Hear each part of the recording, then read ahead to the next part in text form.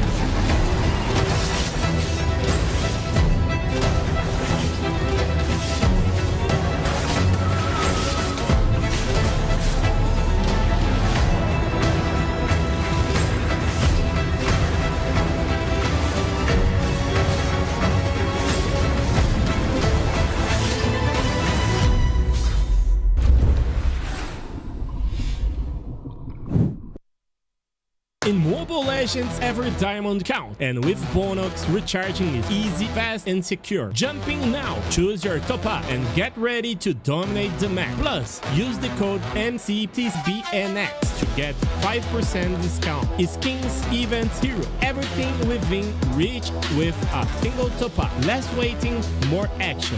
Recharge with Bonox and play it at next.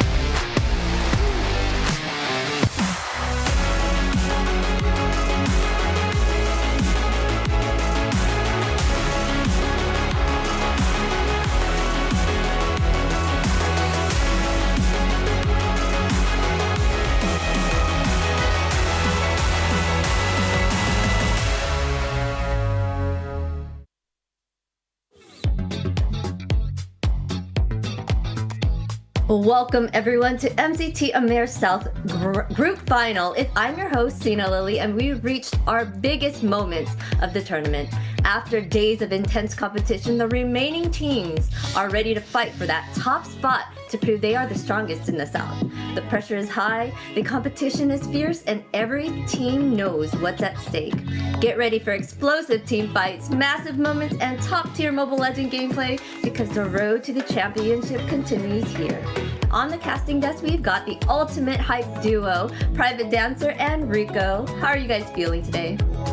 I'm feeling great. It has been a long and winding road that started more than 6 weeks ago, and it will end for some here. 2 teams, 10 players here, but only one will move forward. One will earn that ticket to MSC. One will carry the banner of the South into battle against the North in the Grand Finals.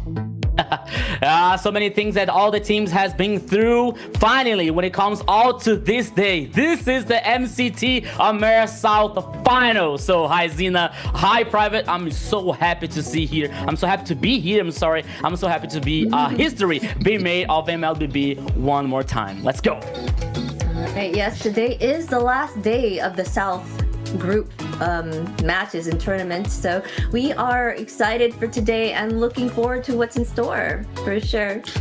But yeah.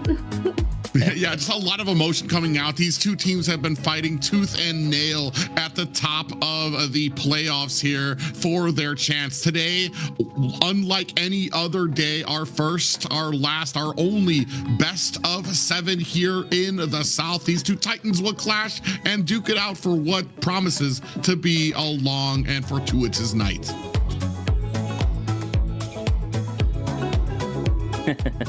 You got anything to say? But okay. All right. Well, anyways, before the action begins, let's take a quick look at the playoff format. Welcome to AMER 2026, the official league for Mobile Legends Bang Bang in the Americas. In this video, we'll walk you through the format of the competition.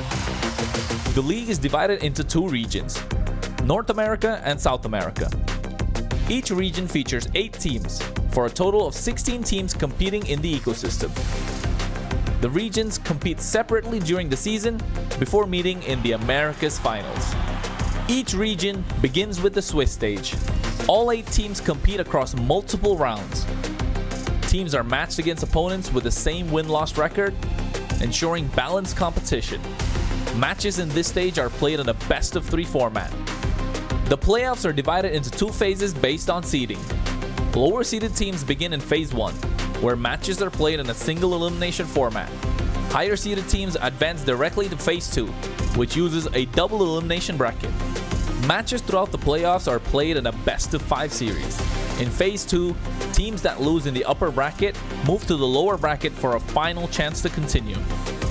The playoffs culminate in the group's final. The final match is played in a best-of-5 series to determine the group champion. The champions from North America and South America advance to the Americas Finals.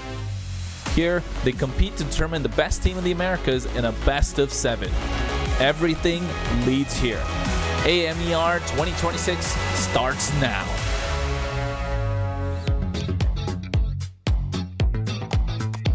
Yes, at this stage of the competition, there is no room for error. Teams must stay sharp, adapt quickly, and fight for every advantage as they continue their push towards the championship. Yeah, it is so amazing to see like this Swiss format, and not only that, but to see like the all Americas like getting together, like interacting with this form, with this tournament here. Like we I'm so excited to see what is going to happen, like what in the future of MLBB scenario. Everything's been so amazing so far. Yeah, especially for this caster who is kind of dipped his toes into the South to see all the Portuguese and Spanish teams here, to see what everybody has been made of. It has been an incredible journey learning about all of the teams, all of the players, and their strengths that will come to a pinnacle here today. Yes, and before we move on, let's take a look again at one of my favorite parts of the competition, the global bans. We'll have the global ban in MCT Americas to bring more dynamism and special strategies. Under global ban rules, each hero can only be selected once by each team. After every match, the 5 heroes used are banned for the remainder of the series. The pick ban applies only to the team that used the hero. The opponent may pick it next game. In best-of-7 matches, the global ban resets for both teams if it reaches the final game. Expect new strategies, fresh picks, and much more.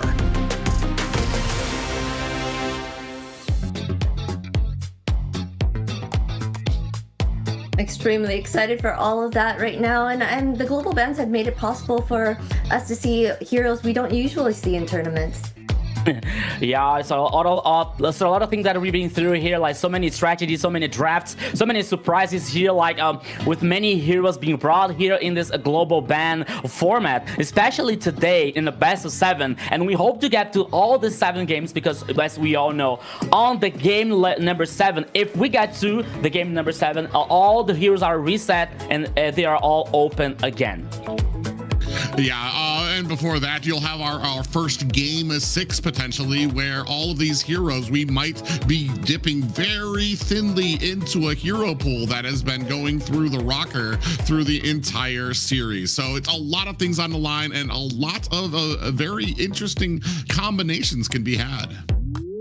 Yes, interesting indeed, but let us give a shout out real quick to our sponsor, the runestone.gg. Make sure you go check them out for getting some data analytics and tips and tricks for you to kind of improve your gameplay so you can be on top notch just like these players here in the tournament. Improve your game level here with the Runestone, which is responsible for all this magic happening here, especially today for this grand final on MCT AMER South. Yeah, a lot of people ask what you can do to like get into esports, what you can do to become a pro player. And I tell you, those roads start with the knowledge of the game, and where better to find knowledge of the game than runestone.gg. Yes, you can also check our social medias, MLBB Esports, also for some tips and also highlights of things that's been happening in the tournament to keep to stay in the know and keep track of what's going on. Yeah, not only that, but all the things that is happening on MLBB ecosystem, you're about to know if you follow our social media, especially on EWC, which is coming next in Paris, France. So everything that you have to know and you're about to know if you follow our social networks. Yeah, it's gonna every single thing that you might have missed. I know yesterday was a very long night for some, even I want to say even longer than the Thursday night for the North, where it dipped into like 2 a.m. So if you might have missed anything, you can go back to MLBB Esports to find out all the highlights and all the results for the matches of your favorite teams. Yes, and let us really quickly look at where we are right now in the brackets. All right, where are we, Private?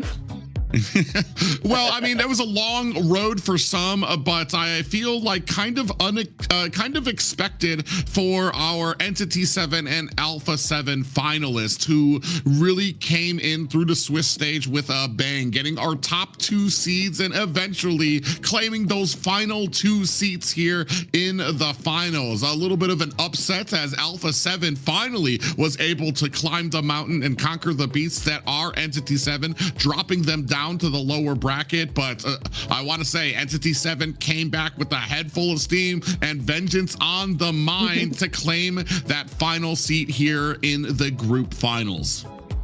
Yeah, and besides some surprises that we're seeing here, some teams that they were incredibly good here with a very solid performance. The 2 teams here we got a high expectations that Entity 7 and Alpha 7 are now responsible for this grand final here on MCT AMER South. So so many expectations here, like the highest as possible here. So I am so excited to see what is going to happen today. Yes, we are super excited. They are getting a chance to kind of go head to head with each other again. Alpha 7 versus Entity 7 here. A lot of 7s, best of 7, just like we said the other day. But let us look at the schedule today. And like I said, here it is, all the 7s, Alpha 7, Entity 7, best of 7. We are going to have it all today here for you. Yeah, it's a huge possibility of this going to going to a best of 7, as these teams have been so evenly matched, especially with Alpha 7, including the addition of their new coach, have really put them on the map, made them very even with Entity 7 here. So this has the highest possibility of going the entire best of 7 matches.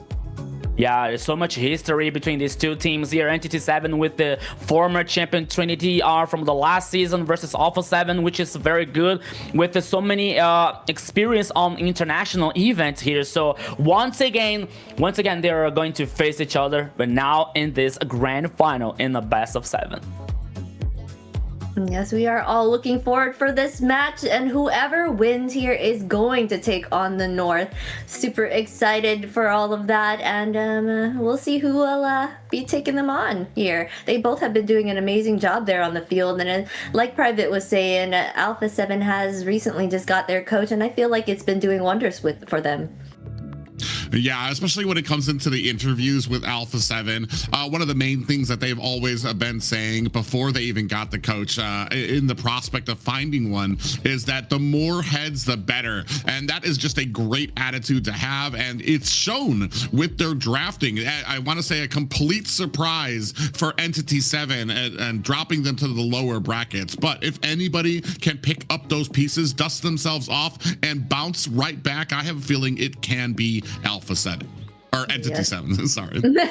For sure. But let's go ahead and get into it. Let's see who's on the roster today for Alpha 7. We've got EXP Lean Hesu on that jungle, Flick, mid lane, Frost lane Eevee, gold lane, Upatizi, and Paquito for that roam. I got your back here, Private. There's so many 7s, I can understand that. But now, I believe that we're gonna have like a video coming out from Alpha 7. So let's see what are they going to say to us.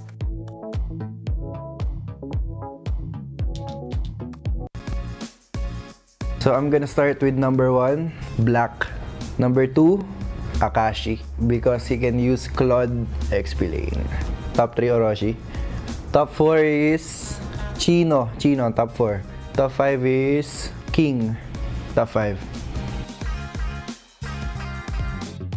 Alright, and for who they're going against, Entity 7 on the EXP, we got Akashi, hide on bush for the jungle, mid lane Shin, gold lane Doom, and our roamer Vagine.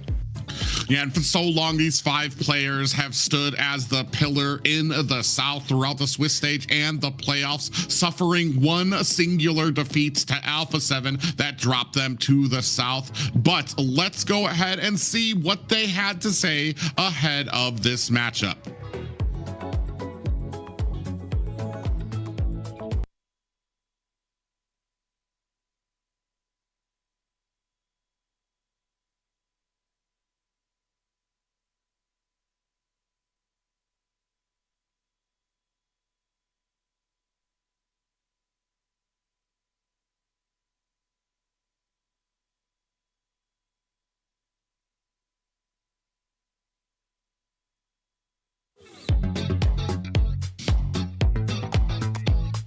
Super fun matchup we have for you today. These top 2 teams have been running through the whole tournament here in the South. Entity 7 and Alpha 7, they both were top tier here in this tournament.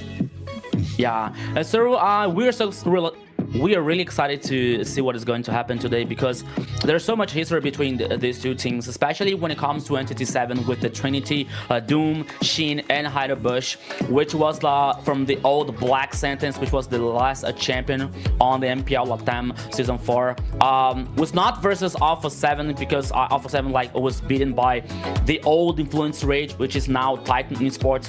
But still, there are some of the matches that Alpha 7 was was struggling versus Entity 7, but it seems that yesterday that we saw yesterday with the whole 5 games yesterday, it seems that Alpha 7 found some ways to make Entity 7 bleed, to make Entity 7 like suffer in this gameplay here on MLBB. So which is going to be very interesting, especially now with Darkness, the coach from Alpha 7 in this final sprint. So let's see what is going to happen on this grand final here.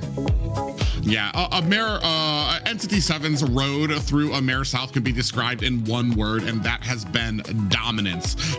Getting themselves a little bit of a bye for 2 weeks where they got to sit pretty and still kind of continue on that tradition of taking down teams until we got into the upper bracket finals, where Alpha 7, who have still been very good, their only defeat was to Entity 7. And when we talk with them, they're basically the team that one word that describes them is just positivity. All of them, and especially Hesu, who's been doing our interviews for us, has talked about the positivity, the brotherly love that these guys share, the ability that they have to communicate to each other without like taking it to heart.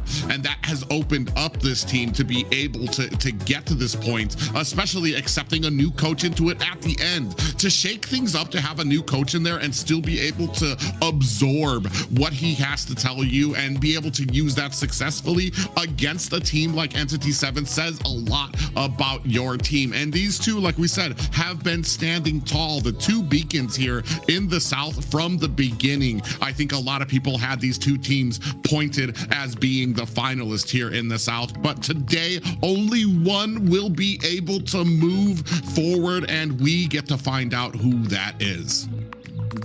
Yes, Entity 7 and Alpha 7 are amazing teams. They both have different, personalities here. Alpha 7's, like Private said, they've always been positive, super humble. They never talked bad about anybody.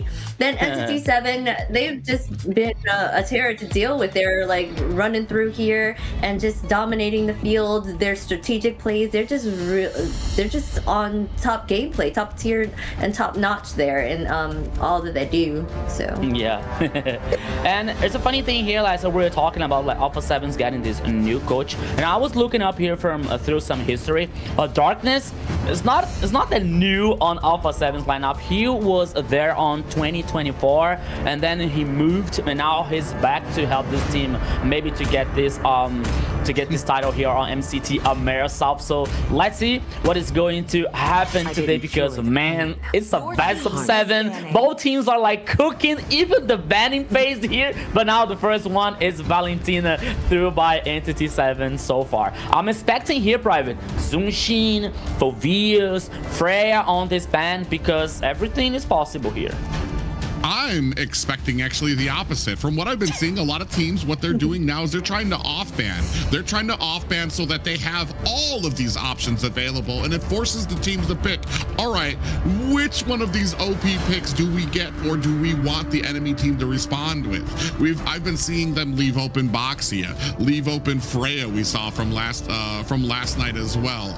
And the biggest difference here has been the drafting that Alpha 7 has been doing, which has been which was a big shock to Alpha or Entity 7 yesterday, but I feel like they cleaned that up with a very dominating victory over DreamMax. Now what we need to see is, will that drafting hold up? And one of the big second points for both of these teams is discipline in match, which we saw that even with some great, I want to say some great adjustments to their composition, Alpha 7 had a little bit of a rockiness when it came to maintaining their lead. They would hold it up right until the end, and Entity 7 would find that little bit of a crack, be able to win a team fight and run it home when the entire game was actually dominated by their opponents. So that's something that needs to be on both of these teams' minds when it comes to not just the draft, but also the gameplay during these matches.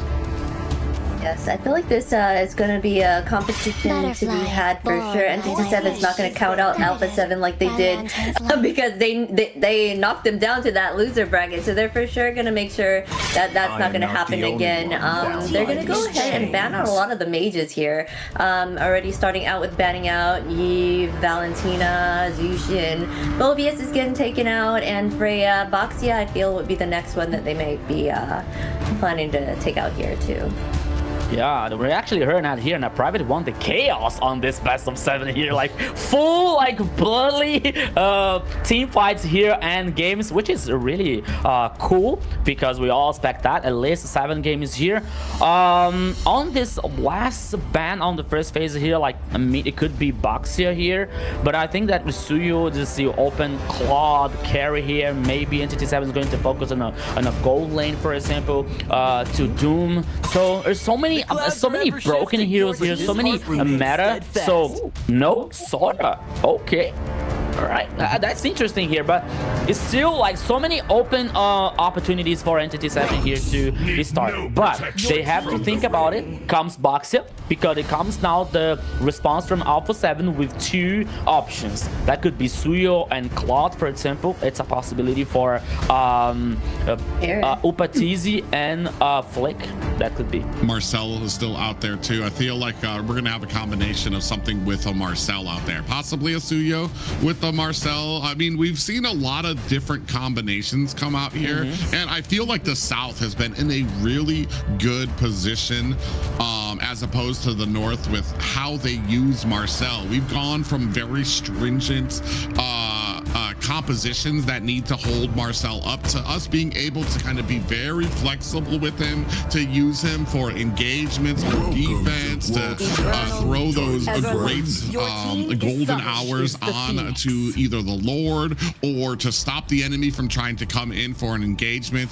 So one thing has been for sure is I really feel like we have a great step up when it comes to our Marcel use. Ooh, and I feel like in an immediate answer, Entity 7 scoop that up from Alpha 7.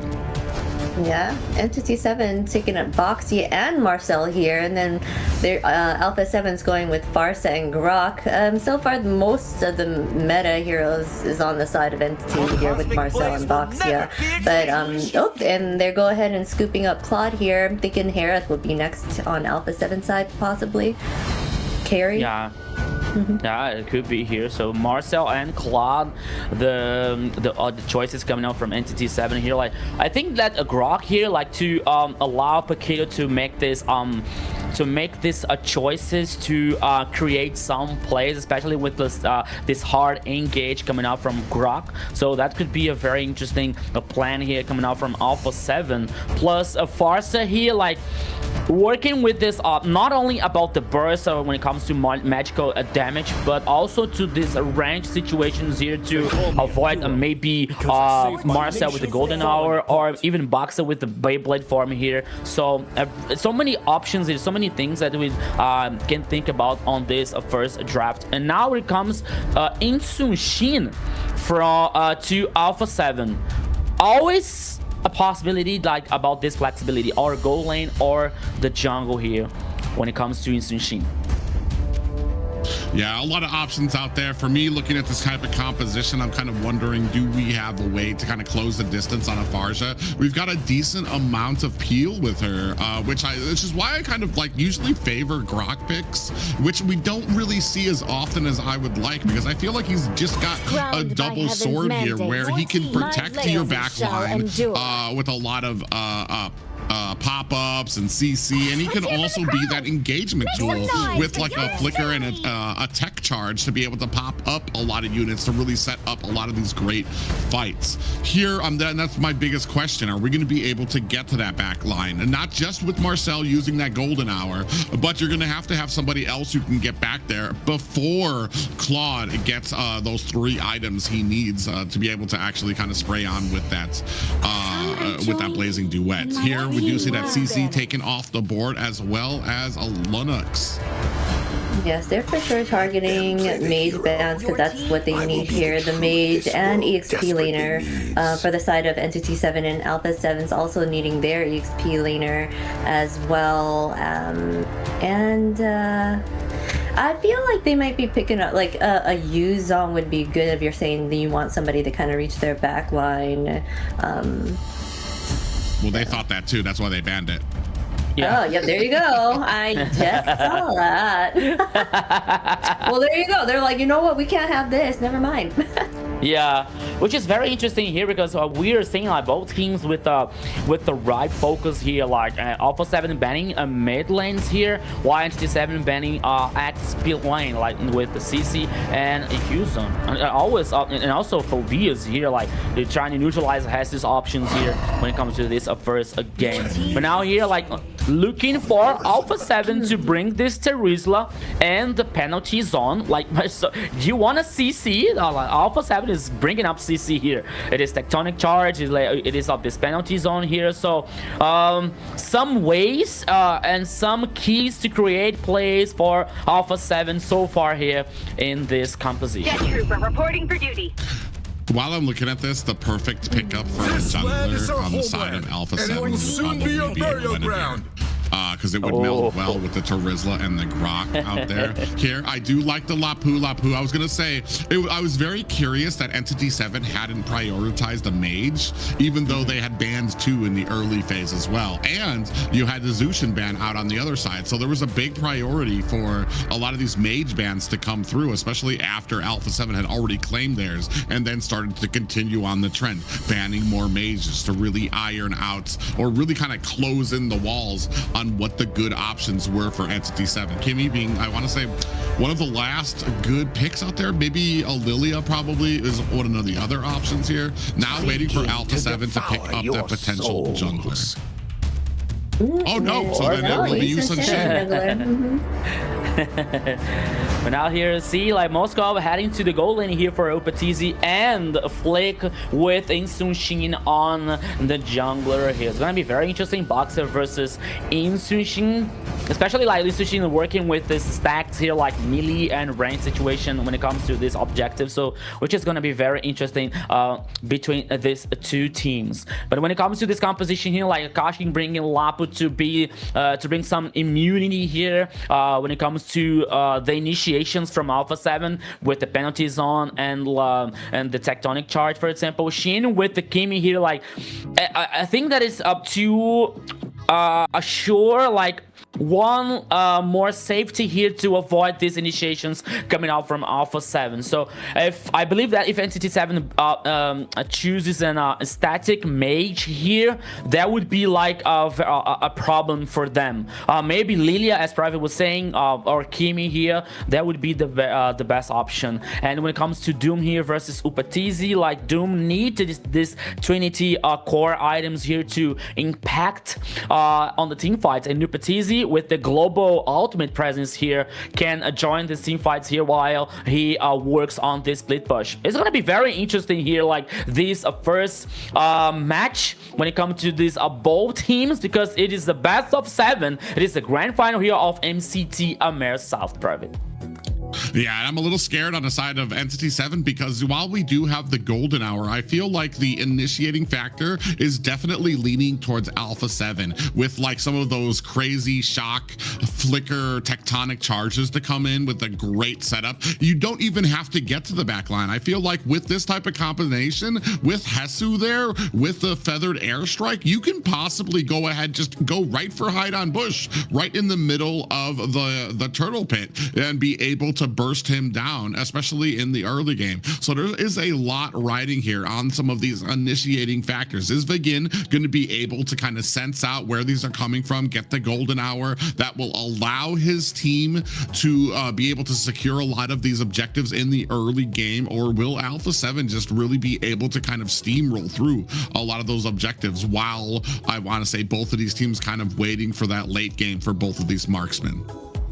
Yeah, so you are on the chat here. You are the main star of the show. So Everybody here, welcome to this land of dawn. Welcome to this grand MCT AMER South Final. Everybody stay tuned because this is Entity 7 versus Alpha 7. A best of 7. A big shout out to all the fans, all the people on the chat here. Pinoy, GM Kilua, Chrono Cass is here on the chat also, which is doing an amazing job on MCT AMER North. But here, let's go private because this is Entity 7 versus Alpha 7.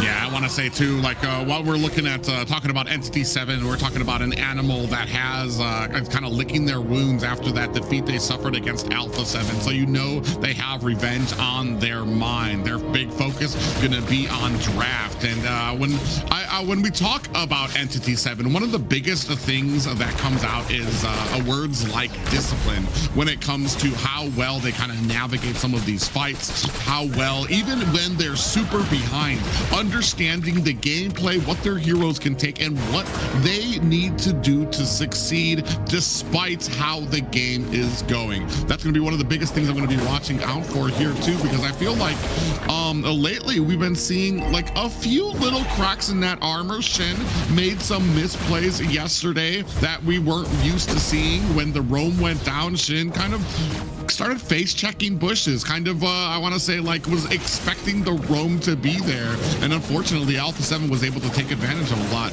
of those engagements. Yeah, so here's a 2v2 situation on the bottom lane here in XP lane, but now both teams are like heading and moving towards because the first turtle is about to appear on this downside of the river in 5 seconds. Oh, Doom here. Oh, Doom versus Opatizi. Yeah, they're going at it here right now, trying to see a little bit of an ego there as both of them go into it. Upatizi is going to have to use that flicker to get out of there. And finally, that little game of chicken between him and Doom, he does back up there. Now starting up on the turn, you can see Flick up on the side.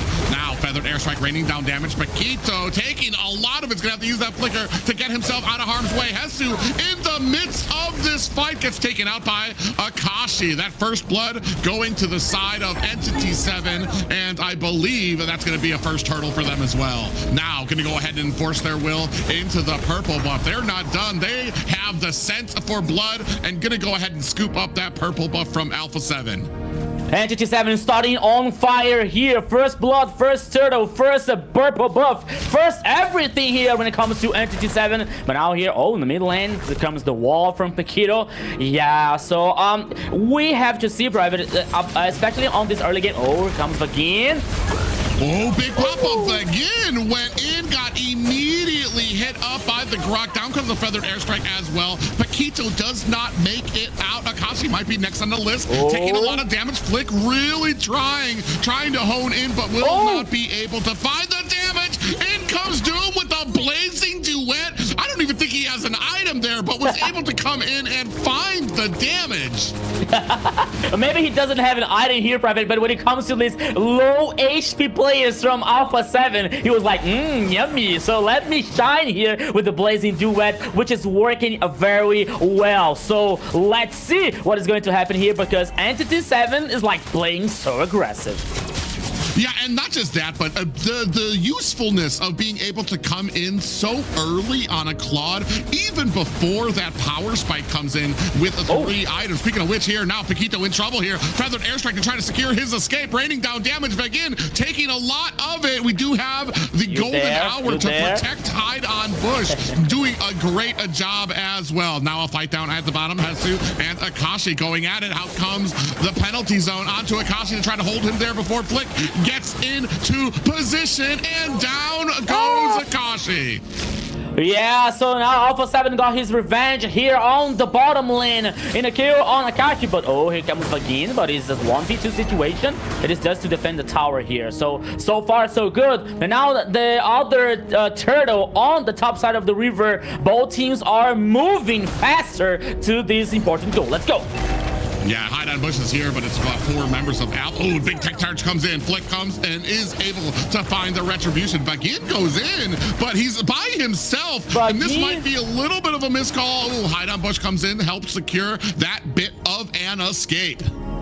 Yeah, both teams here like playing very aggressive. Entity 7 like starting with this very interesting early game, but some mistakes, some hesitations here are like giving some chances to Alpha 7 to get the things tied up. As we're seeing like the goal lead here, like not a big deal. Only 500 of 600 here for Entity 7, but in the early game here, like it's not so much when it comes to these items from both teams, and especially with the carry ones.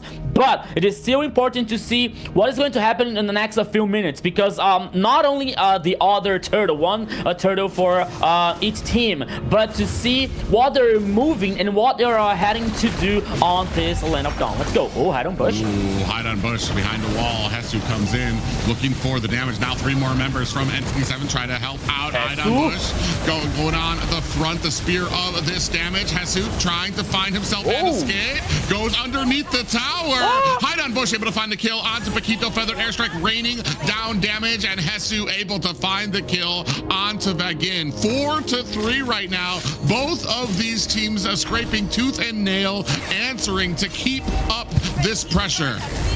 Yeah, now Entity 7 like moving players on this team fight here. Open a chance to Flick to take down this tower on the bottom lane. Oh! Yeah, Flick in trouble, gets taken out by Akashi. Oh, Akashi with the tower here. He was like, oh my god, I think that he took like 3 or 4 hits on the tower here, which was like enough to get the kill. But now in the goal lane here, like Entity 7 moving these players again, causing distraction. But oh, in the purple buff, here we go. Oh, yeah, you can see the pressure now starting to mount. Entity 7 was trying to get up into there, but Alpha 7 putting up a good defense, saw that coming, and able to try to protect that from them. Now going to go ahead and start onto the turtle. Entity 7 in a great position. Paquito trying to get that information, but hide on bush, able to secure the 3rd and last turtle of this first game. Yeah, so here the 2 turtles for Entity 7 so far. Alpha 7 here like trying to working on the macro, I'm sorry. But Entity 7 like still respond. Oh, Feather airstrike, here we go. Yeah, pouring on damage is going to go ahead and back and zone out Shen from there. Meanwhile, Hesu takes a little bit of a stun coming out from Vagin, who's been all over the place here. Last time I feel like he was countered out when they had a great ability of being able to kind of isolate him out. Here he's been doing such a great job. Yeah, I don't see if I saw this right, but that's okay. Entity 7 like still working here, causing distraction on the mid lane. But Alpha 7 like is working really good on not only the defense, but only like to trying to make the team fights here and block and playing together as a team, especially trying to neutralize this Vagin and working on this stacks on the stun from Marcel. But even up, the game is very tied up for both teams here, Prelude.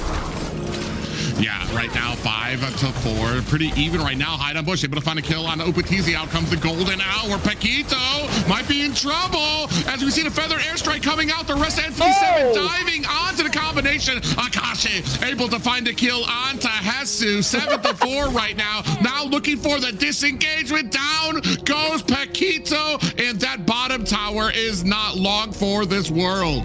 Vagin didn't care about the tower. He used the flick to avoid the hit here, and it worked so well to neutralize Paquito on Alpha 7. Now Entity 7 with 2 players more here. It takes the opportunity to destroy the tower on the mid lane. Alpha 7 now with the goal lead behind, almost like 3K. They have to get this revenge.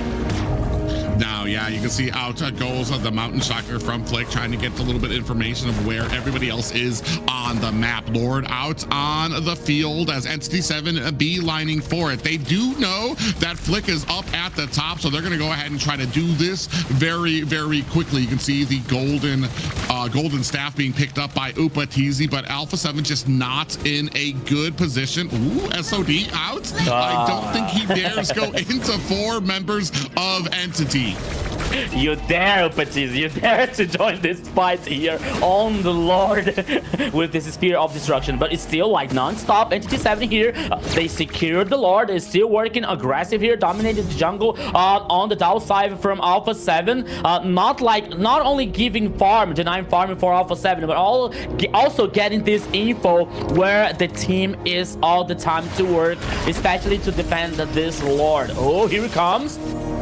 Yeah, a little bit of an engagement there, but again, continually poking up on the side. Speaking of poking, Shin from the side, the flank's gonna go ahead and put some damage on the flick. A little bit of a, you see the feathered airstrike coming out of the side of Alpha 7. Frost Lane Eve really raining down the damage, and that's one of the pluses I want to say for Alpha 7. No matter how hard things are getting, they have that great amount of clear with that feathered airstrike, and Frost Lane Eve has been doing a great job of trying to protect a lot of these towers. Speaking of which, now Lord at the bottom, pressure at the mid, down to just the high ground towers for Alpha 7 as minions beginning to swarm around these towers. Down at the bottom, a lot of engagement coming out there as you see Shin able to release that feathered airstrike. Akashi might be getting chased down. Hesu and Paquito to think twice about continuing on the chase. They did what they needed to. They protected their high ground, so they turned back to the core. Yeah, so they haven't spotted the rest of the teams from Entity 7, so it might be very risky to chase down on Akashi on the bottom lane here. But Private, here the first game is so different when we saw yesterday from these two teams when it comes to like Alpha 7 was dominating yesterday, but beside that they lost the first two games. But now Entity 7 like with a different mentality, with different play style here, like getting very aggressive. Only one tower on the bottom lane here for Alpha 7 so far after 11 minutes on the game. So we're seeing here the items, the Trinity core items are ready for Doom, as we were seeing like Doom with the Blazing Duet before the first item like causing so much damage. Oh, here we go. Oh, yeah. You see Bagin actually charged into that bush against two members. Out comes the feathered airstrike trying to take the damage down now. Trying to latch on to Frost Lane Eve. Goes well deep into the back line. Doom able to find a kill onto Hesu. Entity 7 had a death on their mind. You saw that tunnel vision as they chased down a Frost Lane Eve, but took Hesu as a consolation prize.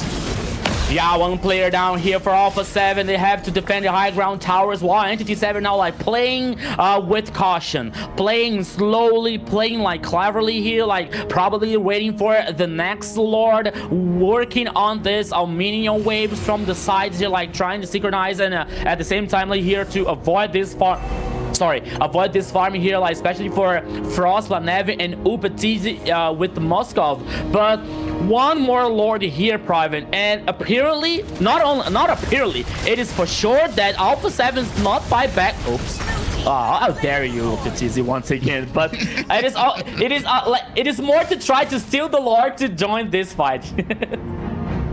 Yeah, and now, I mean, you can see them, you're going to have the pressure mounting here. Minions starting to come in. They're waiting for the Lord. I think that Entity 7 have just shown a more confident approach here to kind of continue on that pressure. And a lot of games, too, a lot of teams try to keep up that pressure with them, try to go hit for hit, toe for toe. And it's just, that is where Entity 7's discipline begins to show and begins to shine through. Even despite all of the action, all of the chaos going out there, they understand pushing the towers, getting those objectives, making sure that they're clearing out lanes, things like that. And it's just the pace, the way that they're able to continually sprint out a lot of this action is too much for a lot of teams. And I feel like they don't want to make the mistakes that they were making yesterday against Alpha 7. Ooh. Down comes the feathered airstrike, raining down damage. Doom able to find the tower, and a golden hour lands down. Flick is down, taken out by Shin. Now, maybe pressure starting to mount for this core,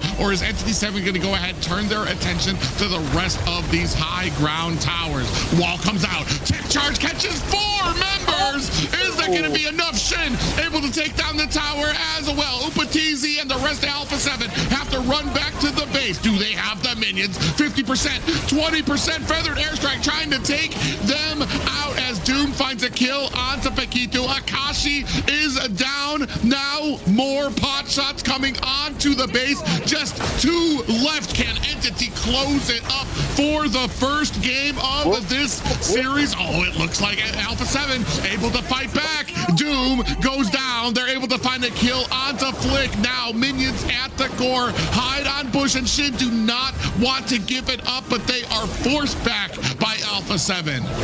My goodness, what is happening here on this first game in this grand final? Frost Lanevin being a hero for Alpha 7, especially with the feather airstrike to make this clean wave faster for Alpha 7. The whole base is exposed here, but even though Entity 7 with so much discipline, they don't take any risks. They don't go through too deep on this base, and now probably they're heading for the next Lord.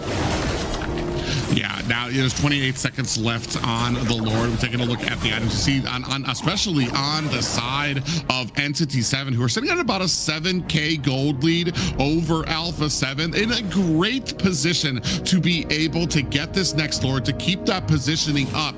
Even with the feathered airstrike raining down damage, I feel like Hesu and Paquito just are not able to find those ways in to get to the back line, to get to Doom, to possibly get to Shin here. Wall is up for Paquito, now trying to get that information back to his team. You can see on the backside, Upatizi doing his best on the side lane to push, but now with no high ground towers left, Alpha 7 has a time limit on these engagements. Now they're going to go in. Hide on Bush does find himself this next Lord.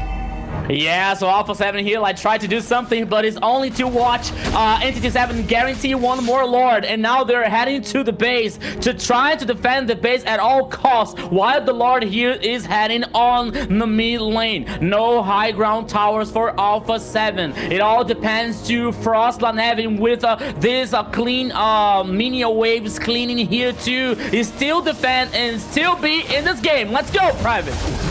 Yeah, now mounting the Lord coming into the core. Golden Hour is out, trying to push away Alpha 7 from the security of their base. Oh, big penalty zone comes onto the back line, followed up by the feathered airstrike. Down comes the damage onto the core. Entity 7 looking to close out the first game, going to Entity 7.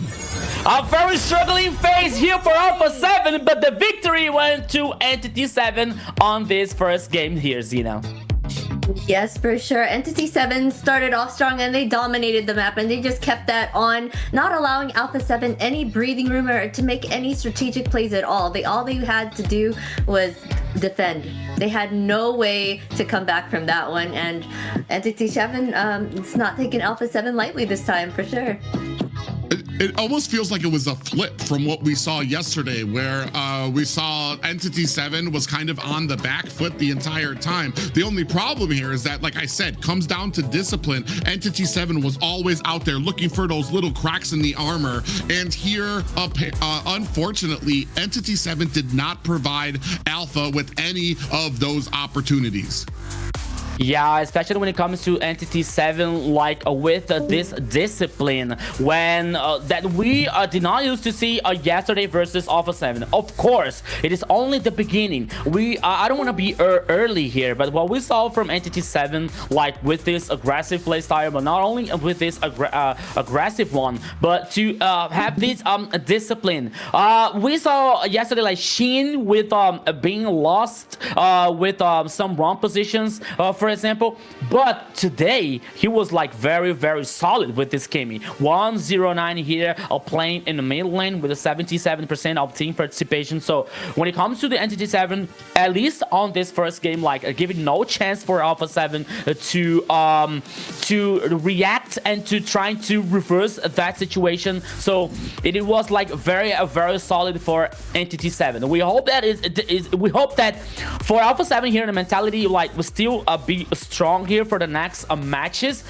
because Entity 7, at least on this first game here, it was a really strong. As we see now here in the highlights, especially on this turtle, when Vagin was trying to find this angle, trying to find these opportunities for Entity 7, which gave Akashi the first kill, which gave the turtle for Entity 7. After that, like Entity 7 was like trying to make some plays here, maybe too deep with Vagin, like as we like to say, as we used to say, like Marcel is not that resistant on the roaming, but still like working on stacks to get this stun. And Alpha 7 was trying like to get these things tied up on the early game. But step by step, little by little, like Entity 7 was like we're understanding the game, we're understanding like what has needed to do something, what like Upatizi was not having a good time versus Doom on the goal lane here, especially with the Blazing Duet being so proactive since the beginning of the game. So little by little, like Entity 7 were like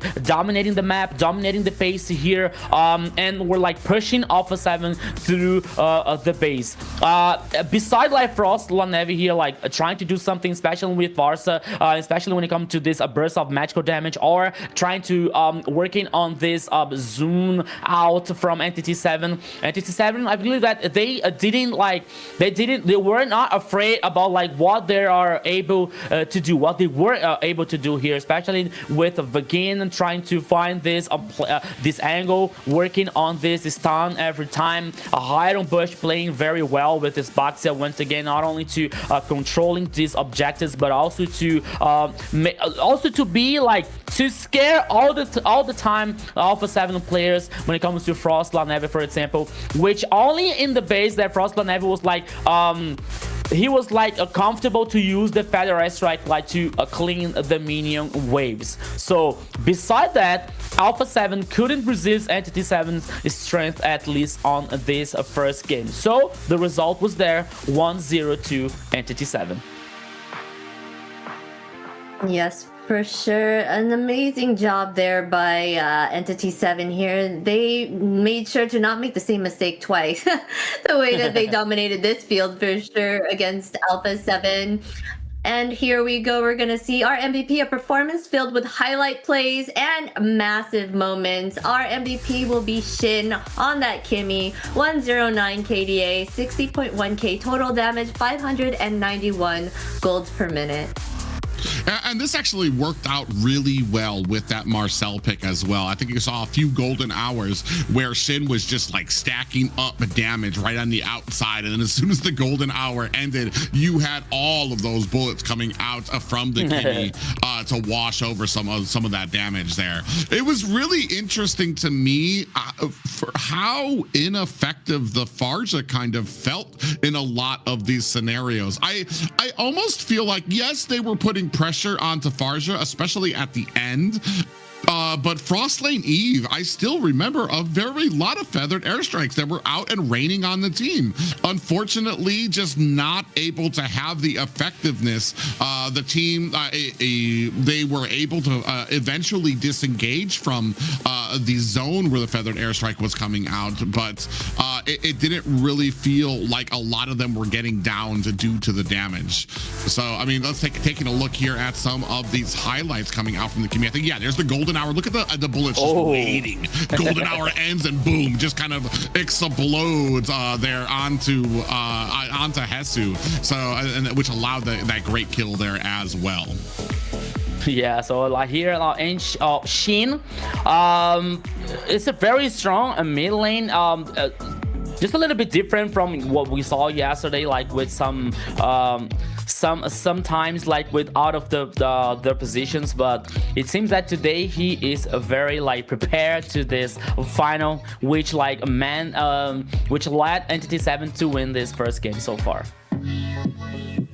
Yes, but we can't count Alpha 7 out here. They just had a hard start here, but they did give him the Boxia, you know. I'm just saying, but you know, I think they'll draft better on this next round, and they can't count on Entity 7 based on their game yesterday.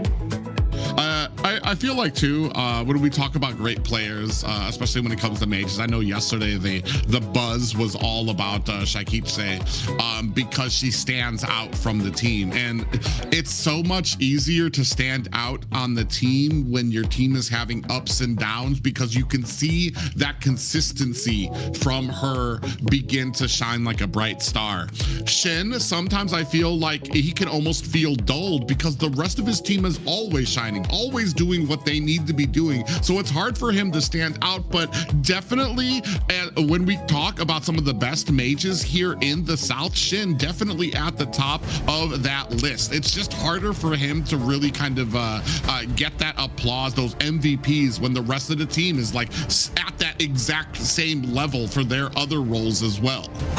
I am a daughter of Northern Vale. Especially when it comes to one Sheen being one of the Trinity, the former champion Trinity from last season here with the Old Black sentence. But now here it comes with the draft on the second game.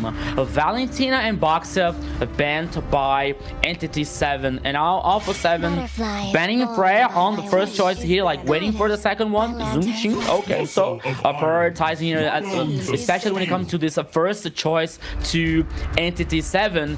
Gato Chachup's like third ban here coming out from Entity 7, a very interesting one. So let's wait what is going to see here for Alpha 7. Yeah, I think the Gatakacha ban out there tells me that maybe we're going for one of those stereotypical type of stationary mages that just kind of sit there to release their ult, the Farja, the Eve, possibly. There's a lot of different options, but I mean, Gatakacha really punishes those. And it's been one of those things that I feel like a lot of people sometimes a little bit, I want to say, overestimate the Gatakacha. You have the AOG, and a lot of people think, oh, I can initiate with this. I want to say, man, he has probably the worst timing. It takes so long for that ult to come down that most people, like I said, they make a cup of coffee, they drink it, they kind of mosey around, then they can dash away from that ult. That's just how long it takes. You want to use it on one of those, like I said, stationary mages that have to sit there to do their ult, or you want to use them as like a second initiating factor. Maybe a penalty zone comes in first and it's stuck players in there to where they have to expend some of that speed or those flickers, and then the AOG can come out when you've got players who no longer have the spells they can use or the abilities that they can use for mobility. Yeah, they're gonna go ahead and pick up this Kalea here. Gatakacha, you are right. He is kind of slower, and you can see where he's gonna land. So, but they banned out that Eve there. That's stationary, so I'm not even sure who he can catch. But he can try to probably catch them out when they're having that team fight. Right then, they're too busy paying attention to what's going on, so they can't really see that it's coming here. But for sure, they're gonna go ahead and pick out Kalea, Fredrin, and ZTN on the side of Entity 7, and Harith and Phobius on the side of Alpha 7 here. Yeah, I think from the bottom of my heart, like Kalea's choice here, it was more to take out from Paquito to like being some idea from Entity 7, which we know that Paquito likes very much to play with Kalea, especially when it comes to this execution to Alpha 7. But now with Fredrin and Zetian here, like especially like trying to once again working on this range situation, but not only that, to spot the enemy, to see and look where this view is gonna be all the time, to not stack this demonic force here, to bring and get this backline. So let's see with the rest of composition which is going to bring from Entity 7. But now here seeing Alpha 7 guaranteeing Leo Mord for the jungle. It's very interesting as the time that we have like Phobius here on the side, so the strong side lanes here as Harith and Phobius, and now waiting for this roaming. I believe we will see a Hilda here in Paquito's hands on Alpha 7's composition to cause more pressure on the river here by the side of Entity 7. I want to say, man, once you put these drafts all together, it can be so amazing how deep some of it goes.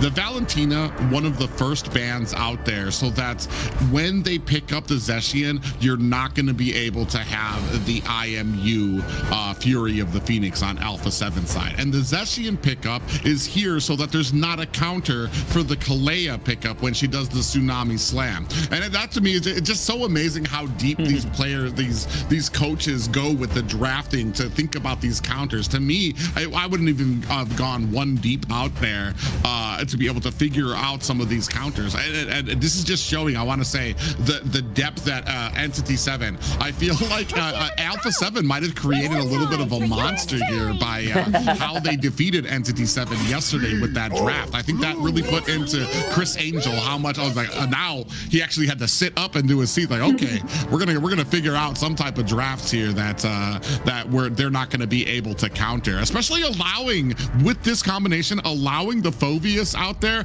I'm very interested to see how we deal with him. I think Kalea could possibly be a good answer. The only thing I feel like we are missing is the burst that usually accompanies that Kalea pickup with the Tsunami Slam. You get him into the back lines, especially if it's something like a Phoveus. That is something you want to take care of very quickly before he's able to get those stacks, before he's able to start the demonic force. Then he's just jumping all over your team. Yeah. Just waiting to see who they will pick up here on the side of Alpha 7 and T7. They're picking Kimmy here for their mid laner, and their roamer is still out there for them to choose as well.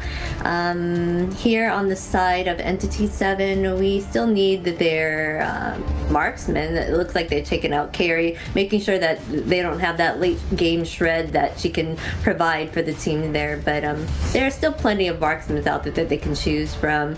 Bruno's still out there.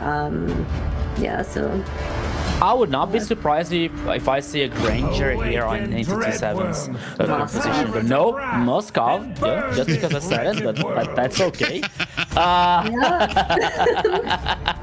Let's hear now the XP lane here, because I was thinking about like this Phoveus threatness all the time here when it comes to this composition. You know, like always stacking this demonic force here and like neutralizing or splitting up some players on this team fight. But now EU Song on Akashi's hand, and I believe it is somehow to respond this situation coming out from the XP laner here. So let's see what is Alpha 7 is going to bring as a final choice. Sumi, it's almost sure, it is 100% sure it's gonna be the roaming here. I'm still waiting. Okay, Entity 7 banned Hylos and Glue here for roaming. So what is left here if Alpha 7 decides to prioritize some hero with some kind of control? You know, like no Gato Chacha, no Hylos. So who is gonna be here on this roaming ship? Okay. I like it. You've got a bit of control to dive deep into there. He's a lot tankier than he looks, especially because he can get in, get that stun, and be able to kind of shut down a lot of that objective pushing that you can try to do. He also provides, as we know, a lot of map control to get around and potentially here have the entire team. So that's going to make this early game a little shaky for the side of Entity 7, traversing the map on your own, trying to get back and forth from mid to those side lanes when you have to worry about a chip lurking in any of the bushes with that portal, and suddenly you have the whole of Alpha 7 at your heels. Yeah, so you're totally right here, Previn, and especially like I believe that from Paquito here choosing this chip, especially to somehow avoid like Entity 7's aggressiveness all the time here, like especially when they guarantee a turtle or a Lloyd, for example. So they continue chasing out, they continue like giving this pressure, dominating the map all the time. So with the portal presence here, might be like look some cautions coming out from Entity 7 to not to continue this aggressiveness all the time. But ladies and gentlemen, let's see what is going to happen here on the second game. Welcome to the Land of Dawn in this grand final of MCT AMER South. Let's go, Private. Yeah, game 2 here. Entity 7 is up 1. You know that Alpha 7 is looking to reply in kind to that. Frostlane Eve immediately trying to put on the pressure already. Has a Shen down to about 50% now. That's going to be a Lethal Wanderer possibly going over to the side of Alpha 7. Yeah, so here in the first minute, so both teams are concerning on reaching this level as fast as they can. But now we're seeing the emblem stats once again. Imperial Rage on ZTN's hands as killing spree on Leomord here. Imperial Rage for Harriet and the bargain here. Like, okay, so Harriet is like concerning to get these items as fast as he can also, Private. When I look at Alpha 7 right now, you take a look at their spells. 3 Purifies. When I see 3 Purifies now, and I'm looking at Kalea, I'm like, all right, what's plan B? Because it's going to be very hard for her to be able to lock on to anybody there who's going to have a bunch of those Purifies. We do have the Black Dragon. Oh, already, look at the damage going on to Paquito there. So I think we're also going to really have to lean on to this dragon, the Black Dragon coming out from Akashi for some of these engagements. Maybe we just kind of save that that Tsunami Slam in the back line for Hesu when he tries to dive. I don't know. We're gonna have to see as this comes on. Hide on Bush gonna go ahead and put some pressure onto the mid. Turtle is up. Yeah, so now it is the time for the truth here in the first turtle. Like immediately started by Entity 7, but here comes the boom. Yeah, Paquito's gonna go in there, gonna go ahead and get a stun onto Vagian. Out comes the Phantom Steed. Is that gonna be enough? Down. Look at the Flick in trouble here. Gets actually able to get the turtle, but gets taken out by Akashi. Now Hesu trying to chase down them, and look at the kills going on for both sides. 3 down for the side of Entity 7. Hesu so low, taken out by Akashi. That's gonna be 3 for 3 right now, but the turtle eventually goes to Alpha 7. Hesu was the hero here now, not only guaranteeing the first turtle for Alpha 7 in here, now I believe that was not him, but guaranteeing this double kill to save this situation. Because at the beginning, like, things appear to be not so well for Alpha 7, but oh, here come again. Yeah, Hide on Bush in a little bit of trouble here, but the rest of the reinforcements come on the side of Entity 7. Shin able to find a kill onto Flick. That's going to be the jungler down for the side of Alpha 7, and that was a great engagement coming out from Alpha 7, but I feel like Entity 7 closed ranks so quickly, and that just speaks about the synergy that this team has when you have some of these invades coming into their jungle, that they're able to respond so quickly and be able to turn these engagements around. Yeah, and especially when we talk about like Entity 7 knows how to punish these hesitations, you know, or hesitations or mistakes sometimes, because okay, you got the turtle, you got like double kill on Hesu's hand. Oh, Paquito, let's go. Yeah, he's gonna go ahead and latch on to begin. Hide on Bush gonna use that dash to get himself out of harm's way. Here comes Hesu from the backside with that demonic force. Out comes the Phantom Steed. Black Dragon is out, finds a petrify onto 2 members on the backside. In comes the SOD Doom, finding himself a kill while Hesu replies in kind. Upatizi replies 2v2 right now, down for Entity 7 and Alpha 7. And both of these teams, if you didn't think they were evenly matched, those last 2 fights, how even they are, how the ability that they have to be able to reply so quickly. Yeah, so eyes on Doom here, especially because it is the second spear of destruction that he hit on this team fight. So it is a strong weapon here coming out from Entity 7 to join this team fight. But so far, I believe that things could be worse for Entity 7. But now, one more turtle is started by both teams here. Let's go. Ooh, Hesu onto the backside. Turtle down to about 10%. Is that going to be able to get scooped up? Out comes the Tsunami Slam! It allows Hide on Bush to get the retribution. Flick able to find the kill on the back end. Now Alpha 7 chasing down Entity 7. You got the turtle, but you lost 2 for it. Yeah, so they got a turtle here, but lost 2 players in the process, and maybe the tower #1 here on the mid lane. Oh, Doom!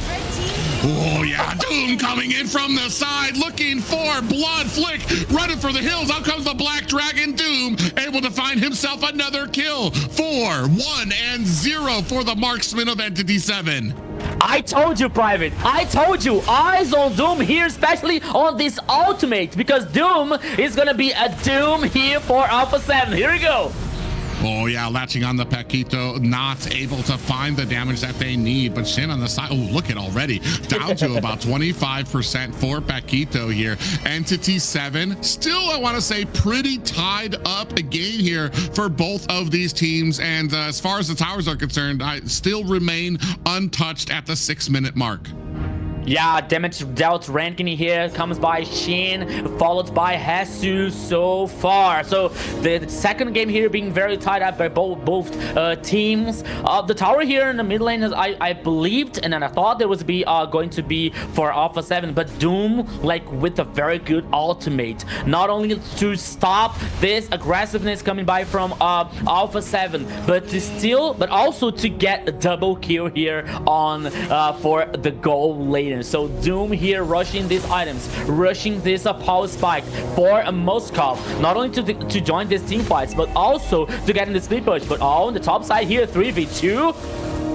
Yeah, they're gonna go ahead and try to defend it, but the tower is actually taking a lot of damage. Doom very wary about trying to press himself up forward, and he does. Upatizi gonna come in. Zaman Force has been laid down. The trap has been set. Upatizi gets taken out by Hide on Bush. Yeah, so one more bait here, and they don't stop Hesu. Oh, he was forced to use Flick here to survive. Okay, they lost the tower in the top here in the process, but still, like, Entity 7 trying to keep this aggressiveness all the time. One more turtle. One turtle for each team. Now this last one, which is gonna have and which is gonna guarantee this go so far, Private. Yeah, I was going to say they had a perfect opportunity, especially with Hesu up at the top. You don't need to worry about the demonic forces, but I want to say Hide on Bush going to go ahead, clean up, get those orange buffs before anything. Paquito dives underneath the tower, gets caught. That might be it for Alpha 7 underneath the tower. Zaman Force has been laid down. Damage coming out there, almost too much for Alpha 7. A very greedy play. Thankfully, Alpha 7 able to find that escape. Now, starting to focus in on the turtle. Hide on Bush going to restart it. Frost Lane Eve battling it out with Shen. Shen might be in trouble here. Is able to find the tower to get himself back. Now, Paquito coming in here, and Flick able to scoop himself up a turtle. Abraser's Wrath comes down with the assistance of Doom here, laying down the damage for his team. A spear onto Paquito. Doom looking for the disengage. 3 members trying to chase down Shin and find the kill. Yeah, so Doom here. Oh, Paquito so deep, but he brought the team.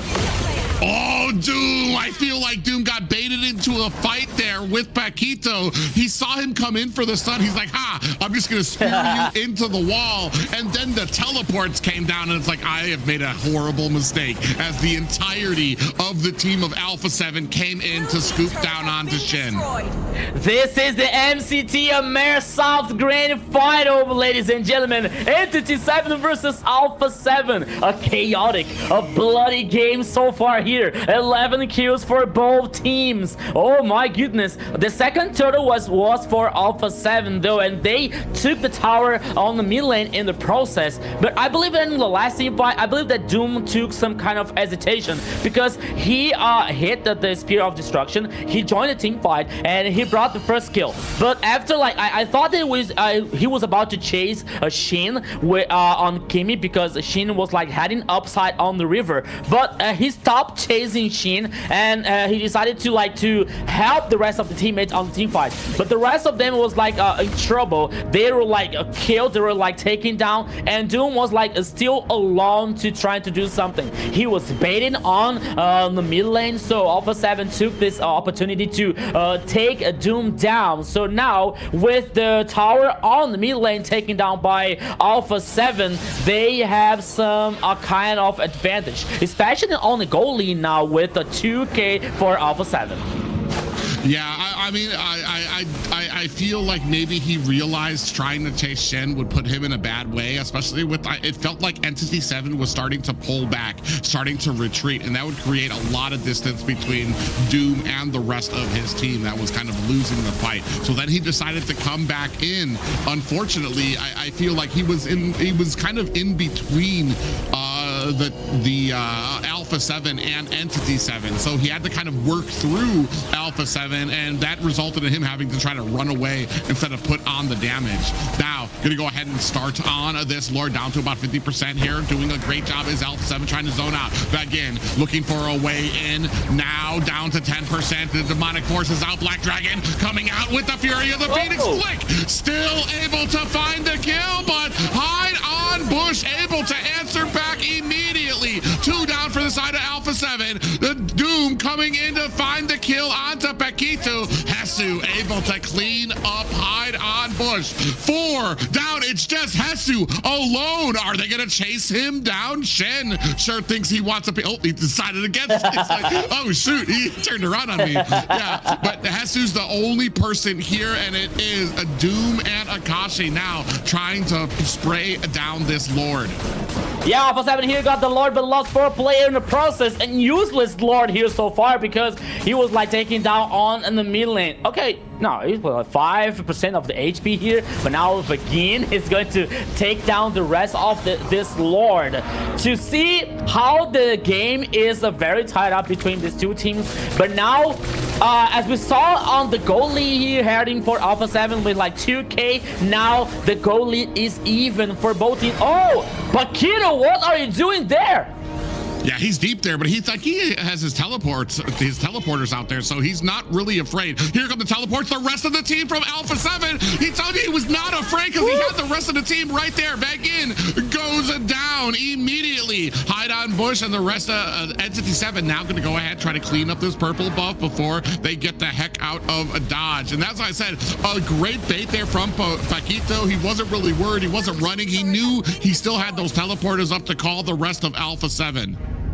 Yeah, so Alpha 7 finding a way here to take down players on Entity 7 and still take the tower number 2 in the top side in the process. Damage down ranking once again here. Shin is still leading, still on the leadership, followed by Hesu and Flick. To see how tied up this game is so far, Entity 7 try to do something on the push here, but look at Oh, yeah, they find Paquito again, but they need to be very careful. Here come the portals again. Out comes the Phantom Steed. Black Dragon is out looking for the damage. Zaman Force has been laid down. Doom clearing out the mid lane, but on the backside, Akashi gets caught. Vagin looking for the disengage, and Doom with a great push onto Hesu, who flickers away. That's a lot of abilities used out of somebody who is able to find himself and escape. Doom able to outplay Hesu there, and now finds himself a kill. Phantom Steed comes out as Flick pros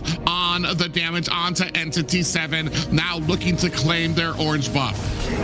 Yeah, so Doom here still survived. 2 players here down for Entity 7. Paquito was trying to... Oh, look at Paquito here, like trying to fight someone here, but oh, Shin, very clever to face check on this bush here once again. And now using the visibility here to spot the rest of Alpha 7 players. And now the Lord heading on the downside of the river. 16 kills for both teams. Goal lead once again heading for Alpha 7 2k. But at one team fight here, it could all change once again.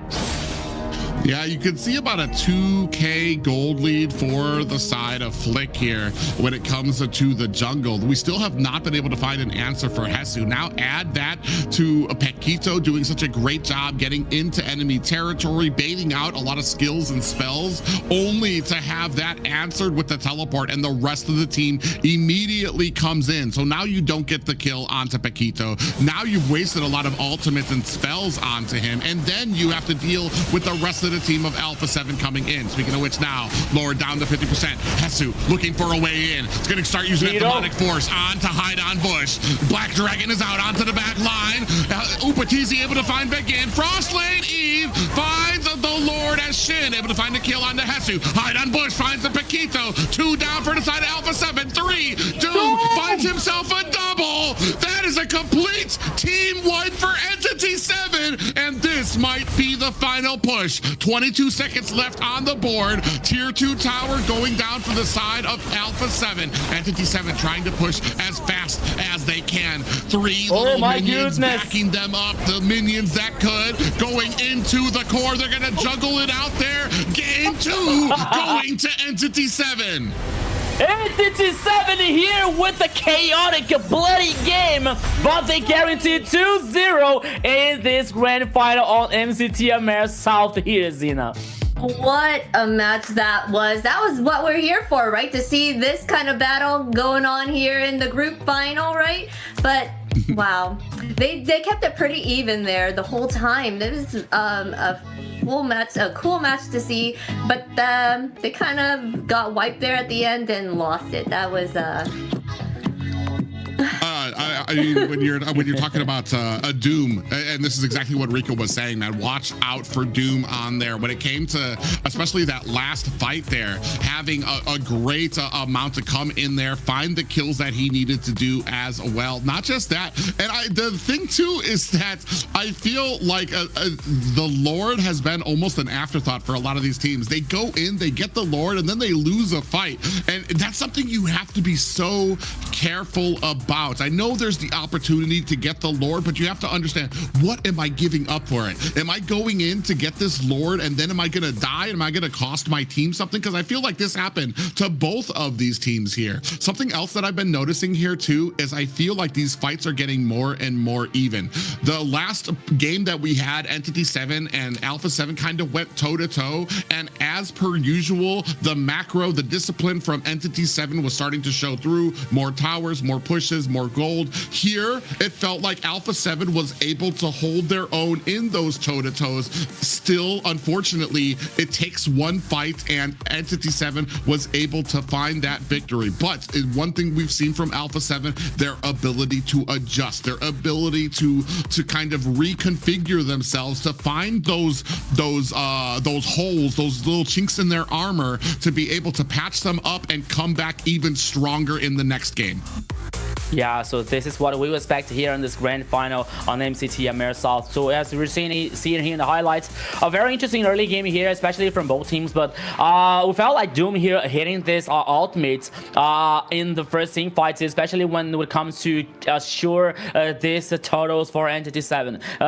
Beside, like, even though Hasu like doing like this double kill with both views like working and stacking his demonic force, it was like a very good situation for Alpha 7. But it's still like when Doom hitting the ultimate here, like, and guarantee this presence on the team fight, it was like not much more than a presence, but it was still for like this the damage guaranteed by Moskov. Not only the damage, but the stun and so many backlines here that he was able to find our angle here when it comes to Moskov and his mobility here. So on the early and the mid game here, like Alpha 7 playing so well, especially take this advantage. Obviously now in the mid lane now Doom here once again with the ultimate. Plus here Shin doing an amazing job with Zetian, especially with the Fear of the Phoenix here to spot the players from Alpha 7 before like a team fight, for example, or just to try to neutralize once again, as we saw here. So Doom, okay, now he tried to chase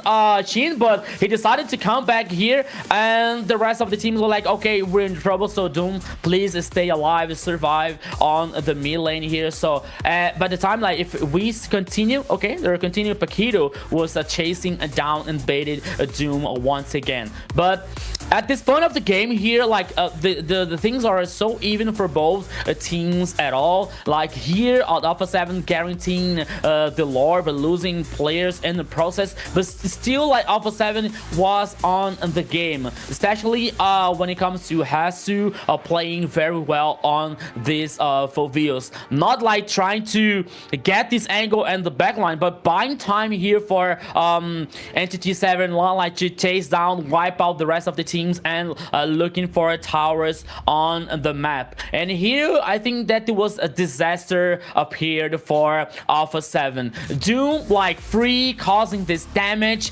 stacking all the time here, like pew pew pew pew. There's so many spears all the time here, so he was responsible for this wipeout. Followed by Shin with this Zetian here working on this range and the victory on Entity 7.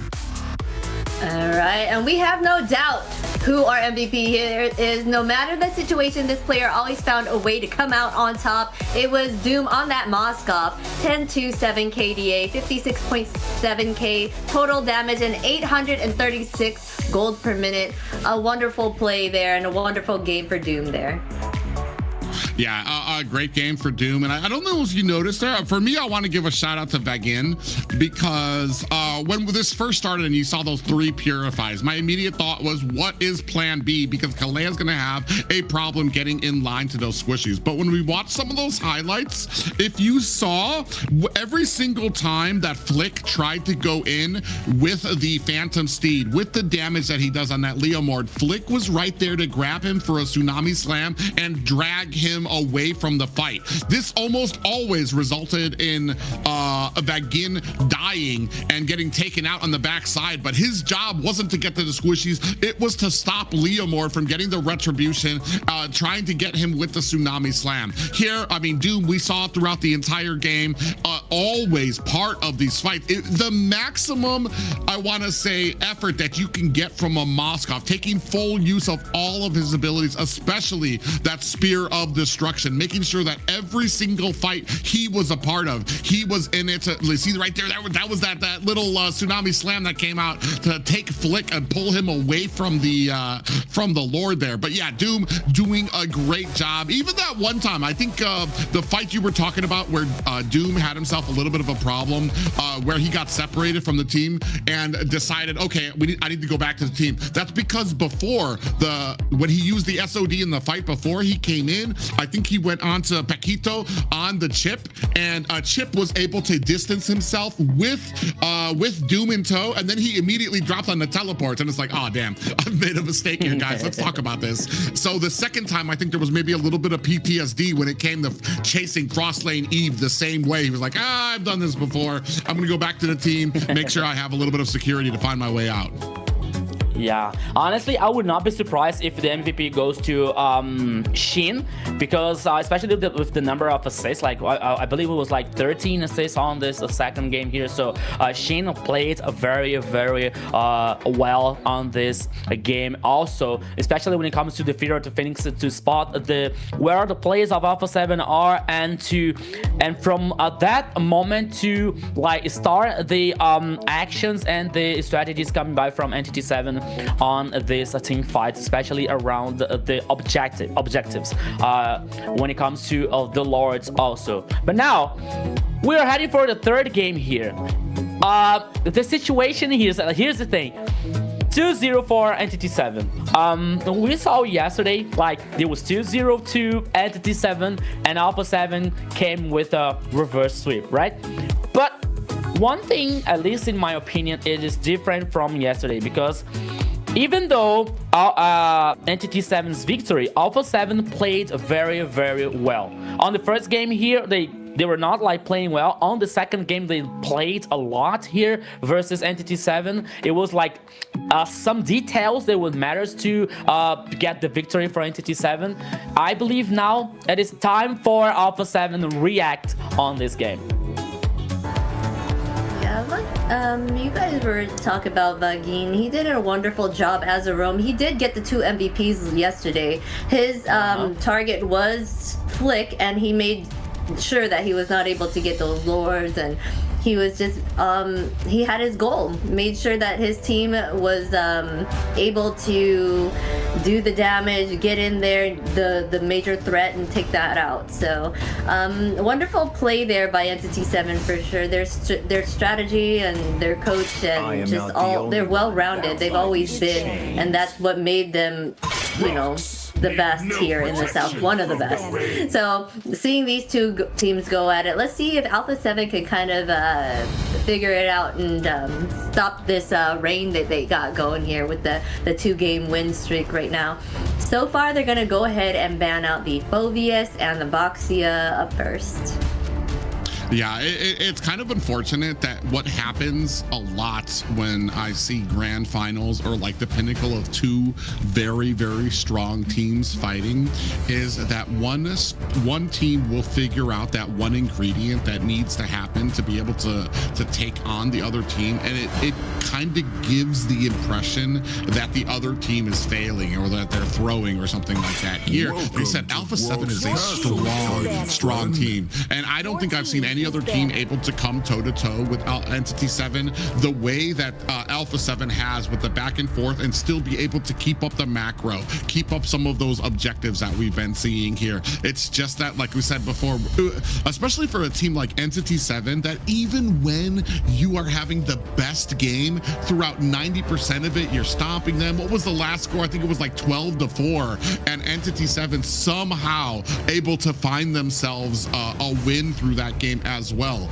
And that's something that you always need to be worried about, even when you're in the lead. Now we're talking at a point where Alpha 7 has kind of lowered it to where you guys are on even ground. That's something that's even more dangerous for Entity 7 or for Alpha 7, because Entity 7 is so good even when they're on their back foot. And here you haven't even been able to threaten them as much just yet. Your team is Yeah, and especially when it comes to like these bowl teams, like we were talking before this broadcast, and Private was asking telling and talking about like some histories that we were able to see coming up here between these two teams, and Zena was talking about Vagin and his brilliant performance on the second game, and I believe that I was looking up from some facts and some data here coming out from Vagin. Vagin is a very experienced player. Like he's been through the scenario through many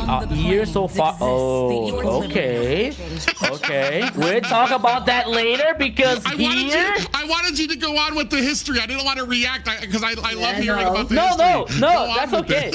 Because it has to, because on one side you have Zunshin from Alpha 7 and Fanny and I from Entity 7. Man, this is gonna be a lot of chaos here on this third game so far. Yeah. Go ahead. Seem like to let Zushin out. I think they kind of know how to deal with her. Didn't they do that as well against DreamHack? They let Zushin out.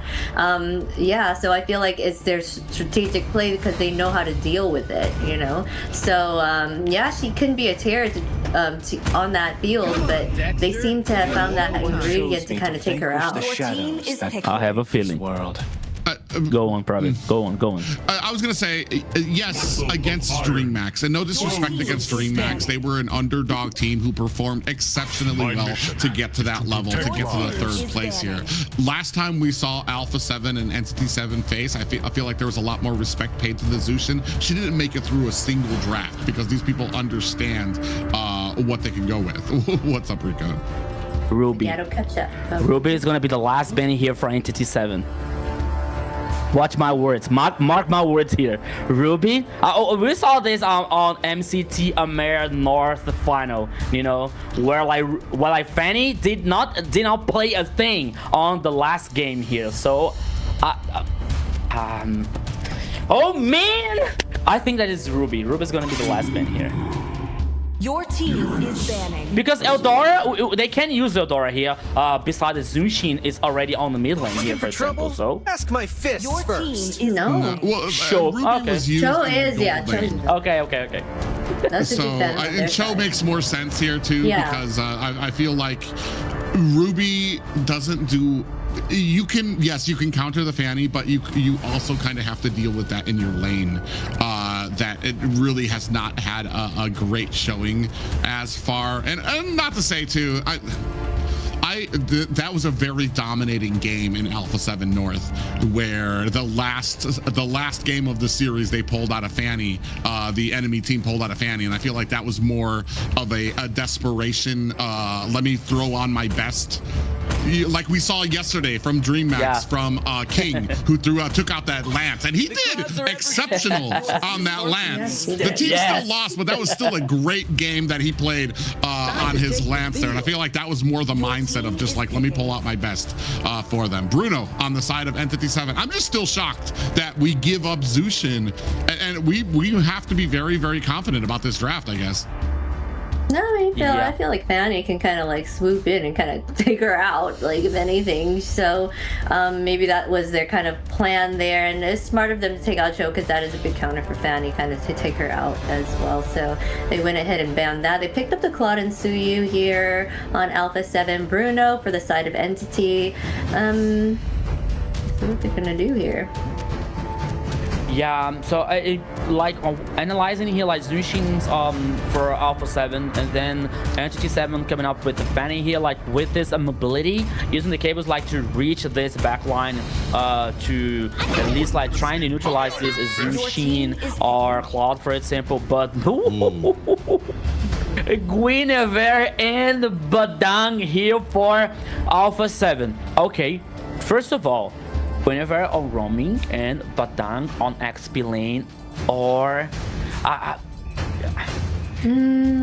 because we used to see Badang and roaming also, right? Yeah, so it could be, who knows what it could be. It could be either or, for sure. Yeah, because I don't see Guinevere on the XP lane here, to be honest.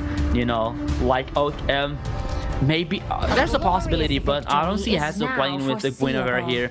But when it comes to, especially to get this out initiation from Alpha 7, you have Badang here on Hasu on the XP lane and Guinevere on Paquito. Okay, very nice. All right, let's go.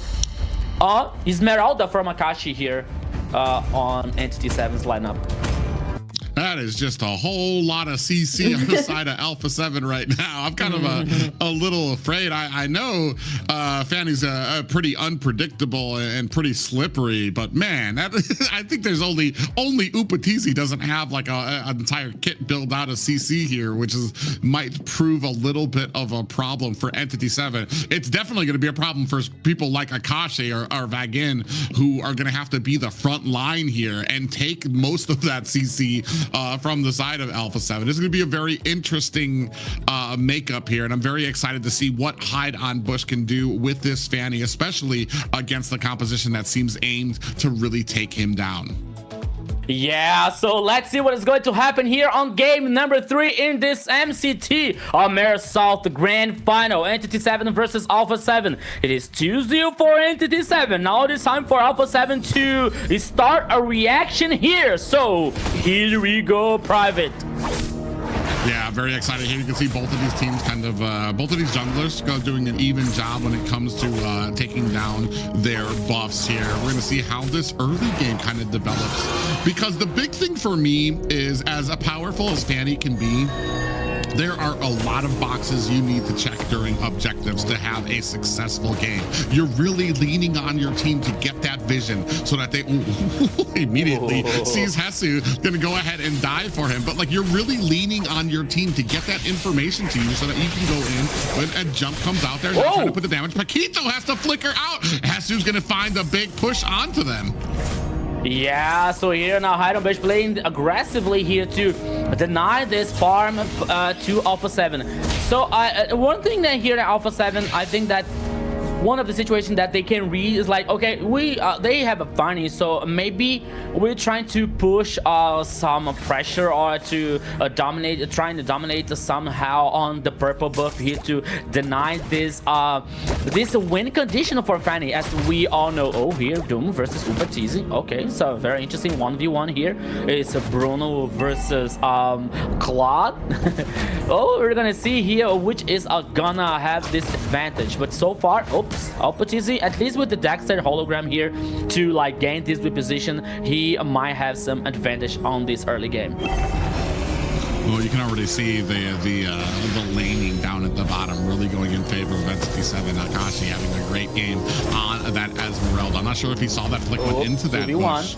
So yeah, they're gonna have a 2v1 down at the bottom, but does look like Akashi really kind of pointing is able to kind of force them away. Paquito getting a little information from NCT7 is gonna go ahead and retreat back to this turtle that's being started by Alpha 7. Oh. Big pop-up lands on the back end. Is that gonna be enough? You see that with revitalizes out there, plus the cables coming out. The blazing duet on the backside. Hada and Bush is able to find the turtle, and Hesu able to find a kill onto Begin. Akashi able to take down the Alpha 7 jungler. Now the fight continues here. A big fist crack coming out, followed by the pop-up. Now looking for the escape underneath the towers. Oh, Akashi might be in a little bit of trouble. Frostlane Eve bravely able to find a slam onto him in that lift up, but no worse for wear. 1-1 and a turtle for the side of Entity 7.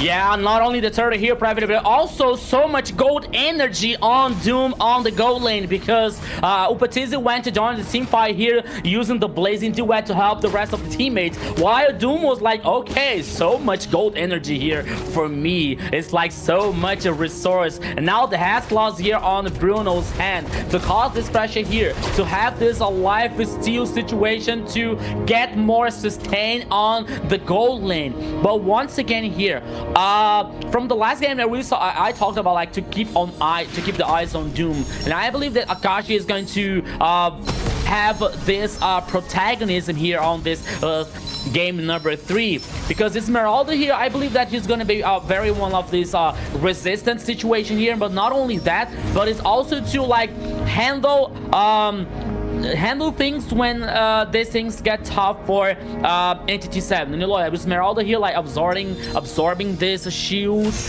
doing one of the front lines here to secure some situations for Entity 7. It might be very interesting for them.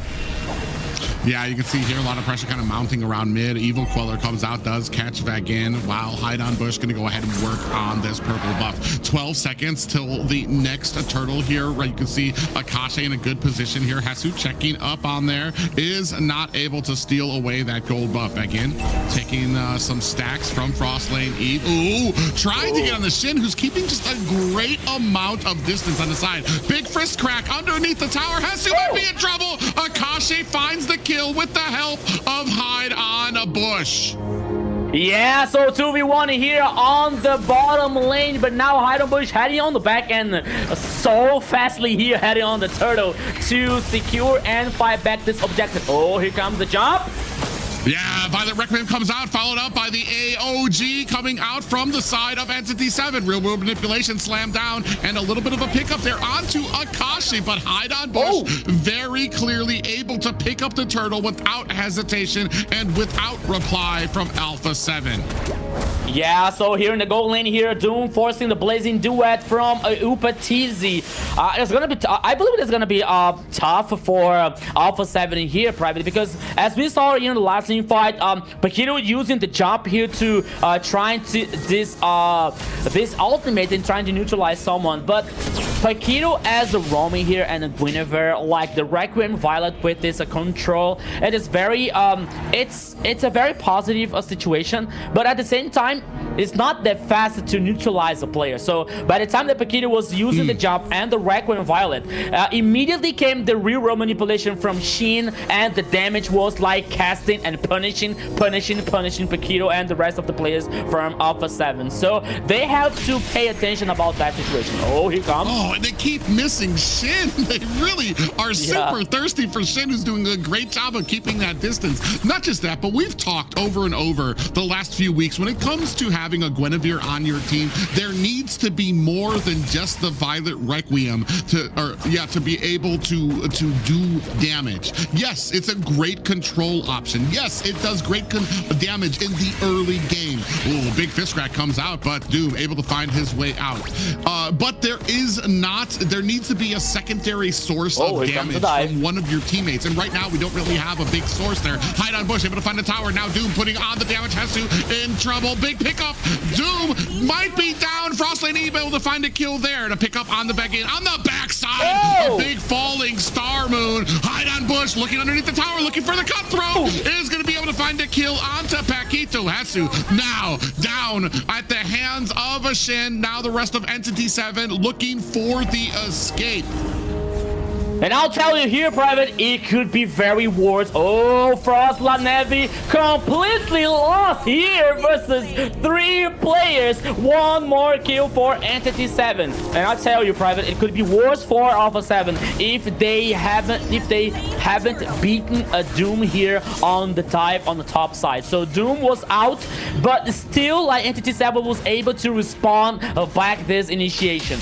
Now, 1 more total for Entity 7. The 3rd one for the team from Chile. The goal lead here, like, heading for more than 3k, and Paquito once again not hitting someone with the jump of Guinevere. Yeah, and I feel like this composition from the side of Alpha 7, yes, you have a great amount of CC, but the damage, especially in the early game, just is not there. You have a Flick, I want to say, is probably the only real source of damage right now, and I think the only thing he has right now is a Sky Piercer. We're really waiting for Upatizi to come online, get those 3 items he needs. Meanwhile, Entity 7 just have a huge amount of damage that they can dish out there. Now, Frostlane Eve gonna have to back up. Paquito backing up from the side of Akashi and Vagin coming in. Shin and Hide on Bush looking for an angle to possibly find themselves a little bit of blood here now. They're gonna go on to Paquito. Paquito. In comes the cutthroat from Hide on Bush. Yeah, so Paquito was taken down here once again. And now here comes the 2nd tower on the top lane for Entity 7. Man, 1 more game here. Entity 7 has this advantage, playing so aggressive once again. And now with Fanny. Oh, here comes. Yeah, AOG comes out onto the back lines, and Frostlane Eve looking for an escape. Hesu trying to fend them off with that fist crack. Flick able to find the kill on the Hide on Bush, but Doom able to find the tower. Flick finds himself a double. Shin in trouble, gets taken out by Upatizi. They do have an answer back. 4 down for the side of Entity 7. Akashi by himself trying to fight off and fend off the team of Alpha 7 eventually falls. Here comes the Maniac from Flick here of Alpha 7. A completely wipeout here on Entity 7. And now the Lord easily free for Alpha 7 to get back in the game, my friend Private. Everything is tied up once again. Yeah, and I was just talking about how the only real source of damage is coming from Flick and eventually Upatizi. Flick eventually, I mean, with all of that CC, was finally able to get in a good position to get down Hide on Bush, and just 1 by 1 able to find the other members of Entity 7 with that immense damage coming out from that Tsuyo. Now has Entity 7 a little bit on the back foot, trying to fend off for this tier 2 tower. The whole of Alpha 7 trying to mount a lot of pressure there as Lord coming through the mid lane. Yeah, so here comes the Lord. All right, I think that he's heading for the mid side, on the mid lane here now, on tower number 2. So here they come. Alpha 7 now has this advantage to try to at least take the high ground towers left for Entity 7. Here we go. Oh, you see the split push being done right now by Hide on Bush. It has to be answered immediately. Flick gonna go in there trying to find the damage, and you see the cabling away is Hide on Bush. He might get caught there by Hesu, who is able to find the cables to get away.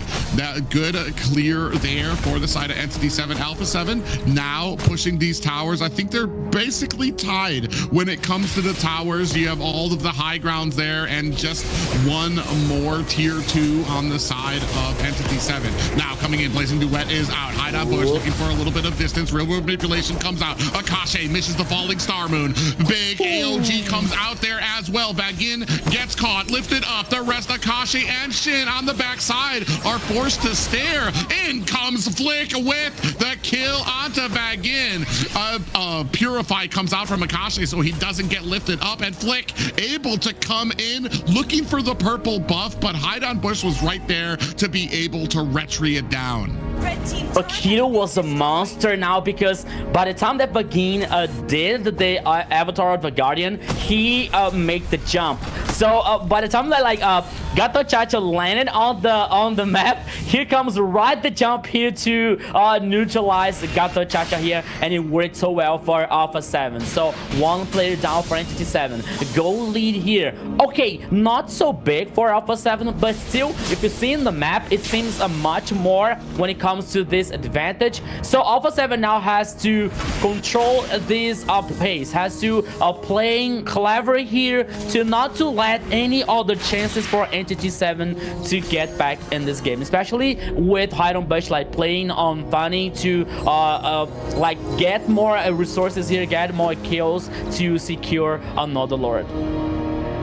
Yeah, right now, basically a tie, a game for both. Towers just narrowly on the side of Alpha 7, who have the momentum at their side. A great positioning on the Lord as the rest of Entity 7 looks to possibly come in. Hide Bush on the opposite side of the map, so that's going to go ahead and tell Alpha 7 to go ahead and try to push their advantage. Flick able to find himself this Lord, and an immediate disengage. The smart play coming out from Alpha 7 to get the objective. That's all they needed. They didn't need the kills.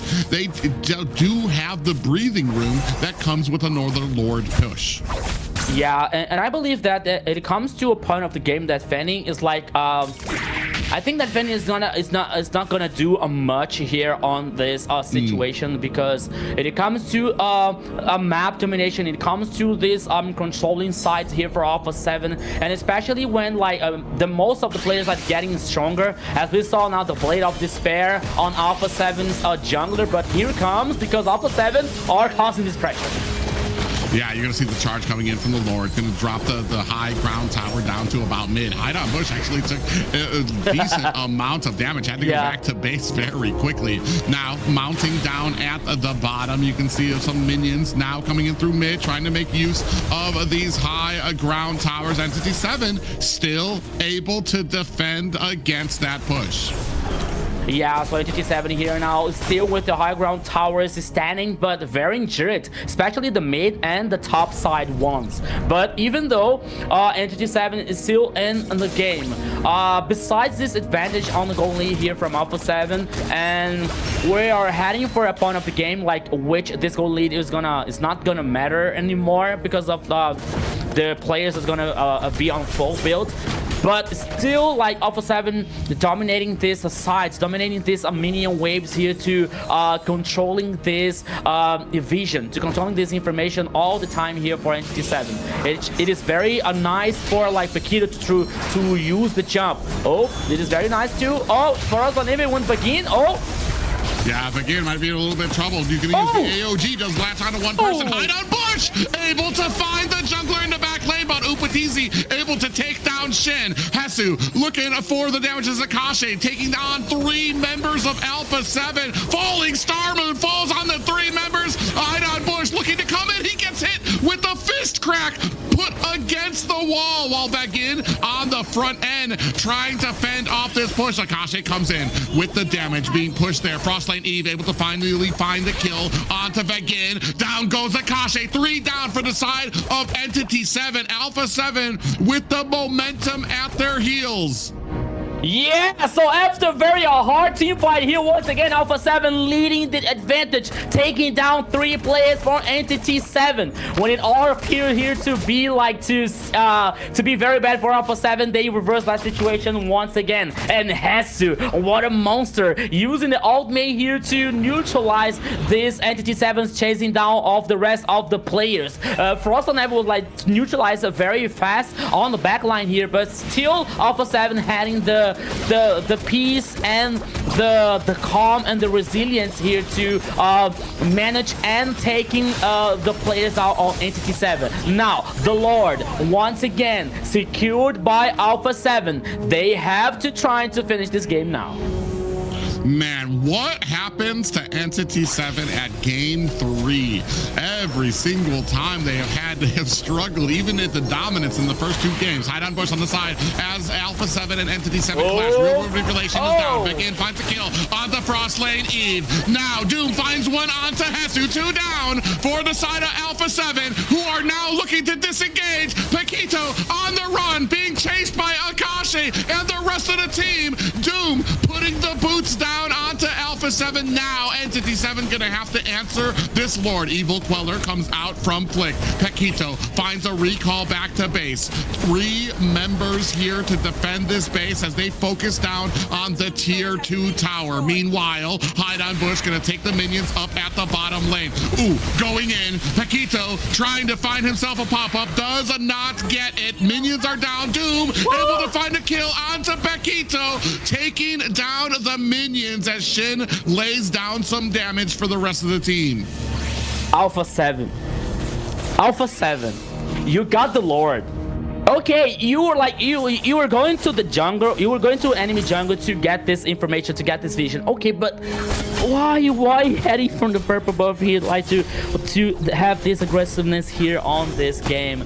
But now you lead like Entity 7 to get back in this game once again. At least they didn't lose the high ground tower here on the mid lane. It is like a very good point for Alpha 7, but still now Entity 7 taking a chance and opportunity to this confidence to once again play an aggressive. Oh, Flick on the bottom lane, but okay, Upatizi default, like he returned the damage so well here on Flick. Yeah, and you see now minions. This whole game right now, I feel like this is going to be a game of macro. Can we get the pressure of these lanes pushing into the towers while also having a fight? Right now, Hide on Bush is like the sole split pusher for the side of Entity 7. His whole job is to try to clear out those lanes and then get back to the fight. The only problem is when it comes to these Lord engagements, Hide on Bush can choose one thing: get to the Lord or be able to clear out these side lanes. He has not been able to do both just yet because Alpha 7 has been doing such a great job of finding these pushes, of being able to take down these objectives so quickly. Yeah, but now here comes once again here Alpha 7 Flick. Oh, they have to take care here from Entity 7's initiation. Okay, I believe that Alpha 7, there was one more thing that Alpha 7 has to like keep an eye on, especially when there's Entity 7's condition on team fight, because when it comes to Esmeralda ultimate, for example, and the real world manipulation, to call this like this little slow down here, like it takes the chance for Entity 7 to start a team fight, especially with the avatar of the Guardian on Vagin. So Vagin here had this ultimate like working in a positive way for Entity 7. It might like turning point for Entity 7 here versus Alpha 7. Now here one more Lord, both teams with the 5 players. It's gonna be more than a macro. It's gonna be a chess play here from these 2 teams, because it might be the last Lord here for both teams to finish this game. Yeah, especially I want to say they're looking out for Frostlane Eve on the side of Entity 7. They really want to be able to get that down. This all relies on them being able to protect Frostlane Eve and Flick, the jungler, for this fight, to make sure that they can continually have that suppressing power when it comes to a lot of these fights. Now Akashi again in the front side, Doom sitting there lying in wait. If Alpha 7 has a target, it should be Doom to be able to take him down. 50% now down on the Lord. Entity 7 trying to push their way forward as well. Paquito from the backside, down comes the real world manipulation. Avatar the Guardian misses onto 3 members, and now Akashi getting pushed by that fist crack. Vagin using that revitalize as Hide on Bush finds himself a Lord. The fight begins. Alpha 7 clashing into Entity 7. Shin gets taken out by Flick. Doom down as well. Upatizi able to find it. Flick finds a kill of his own. 2 more left on the side of Entity 7, running for the hills. Akashi trying to drag out this fight as long as possible. The Lord is still on the side of Entity 7, but the numbers are in favor of Alpha 7, who find themselves a complete team wipe, and they will not go down in a clean sweep due to Entity 7 and find themselves their first victory of the series. Alpha 7 finally coming from the ashes like a phoenix to win the game number 3. We have a best of 7. We have a final here, Zena. Now, yes, this is a final here. That mid-game wipe on Entity 7 had Alpha 7 able to kind of like get back on the map here, and they were able to give that pressure and kind of fight back. And then Upatizi getting his power spike. It was amazing to watch it all go down here. This is what I love about ML. The fact that, you know, it could be anybody's game and it could turn things around just like that. Yeah, a great game for Alpha 7 to withstand the early pressure coming on from Entity 7 here. So take a look there. Frostlane, Eve 2 and 10. Upatizi with 5, 0, and 9. A great job by Alpha 7 to kind of elongate that early game. Give Upatizi the chance he needed to. Sitting here, even with all the deaths happening on the side of Alpha 7, Upatizi always remaining calm. 5, 0, and 9 for him to really be able to put on the damage on the side of Entity 7. Yeah, so very tight up here. Third game is still heading for Alpha 7, especially with this resilience coming out from these players. Flake playing very well here on Suyo, and Upatizi with the Cloud. Even though like with so much pressure on the goal lane here caused by Doom and Bruno, so Patizi was able to like, okay, we have to calm down and wait for the right moment. And the right moment came by the time that Entity 7 like were too deep on the mid lane and lost all the players in I would say that it's so unusual coming out from Entity 7, but in a time that they were not disciplined here on the mid lane, losing all the players in the process. But by the time like at this point of the game, like Entity 7 and Alpha 7 like playing very tight on the goal lane here, we're seeing like, especially when it comes to Flake, like using a Fanny very nicely on the early game, especially like neutralizing on the XP lane. But still, I don't believe it was that. I think that it was that moment that Entity 7 like were too deep and lost all the players in the process. I'm not sure, but Alpha 7 was like still waiting for the right moment. I believe it was that in that moment here. So Entity 7 like Alpha 7 was still with the tower number 1 in the mid lane, and Entity 7 was like making a dive on the tower number 2. I didn't get it, to be honest here, but still like Alpha 7 has nothing to do with that. They got a wipeout. They went through it. They trying to dominating this pace so far, and then they came that like cursed team fight on the purple buff after securing the Lord for Alpha 7. So they went to the purple buff. Entity 7 responded so well, like guarantee I believe it was like 4 players for Alpha 7, heading back the game for Entity 7 once again. After that, I believe it was like a chess move here coming out from both teams, especially on the Lord,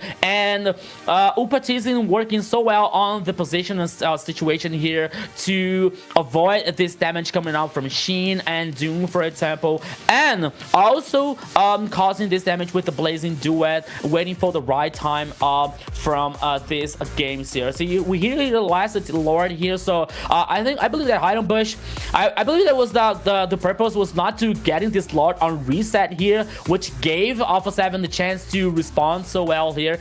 Besides Entity 7 getting this Lord, but Alpha 7 and Hasu once again with the ultimate here, like to stun and taunt 2 players on Entity 7. It was really good for Alpha 7 here, and getting not only the team fight here, but also the victory in this game number 3. Yes, and when the game was on the line, this player delivered in a spectacular fashion. Our MVP here, Upatizi, getting that power spike, 509 KDA, 82.7k total damage, 769 gold per minute. An amazing play at the end of the game. He had the comeback.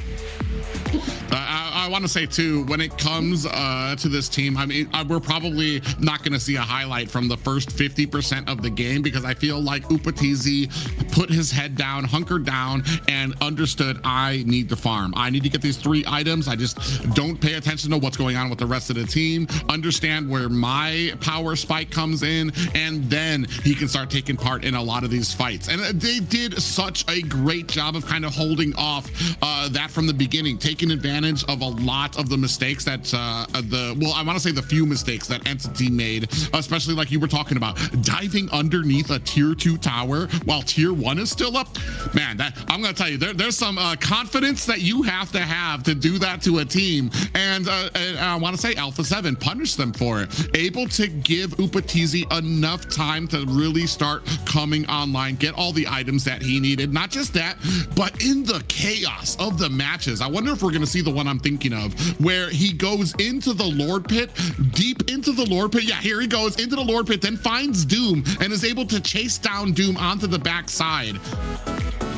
Oh yeah, so Upatizi here like working so well on this Blazing Duet, and this mobility here with the Dexter hologram to neutralize the carry ones from Entity 7 and guaranteeing the victory on the game number 3 here for Alpha 7. We have a best of 7 here. Okay, Entity 7 is still strong, but Alpha 7 make them bleed once again.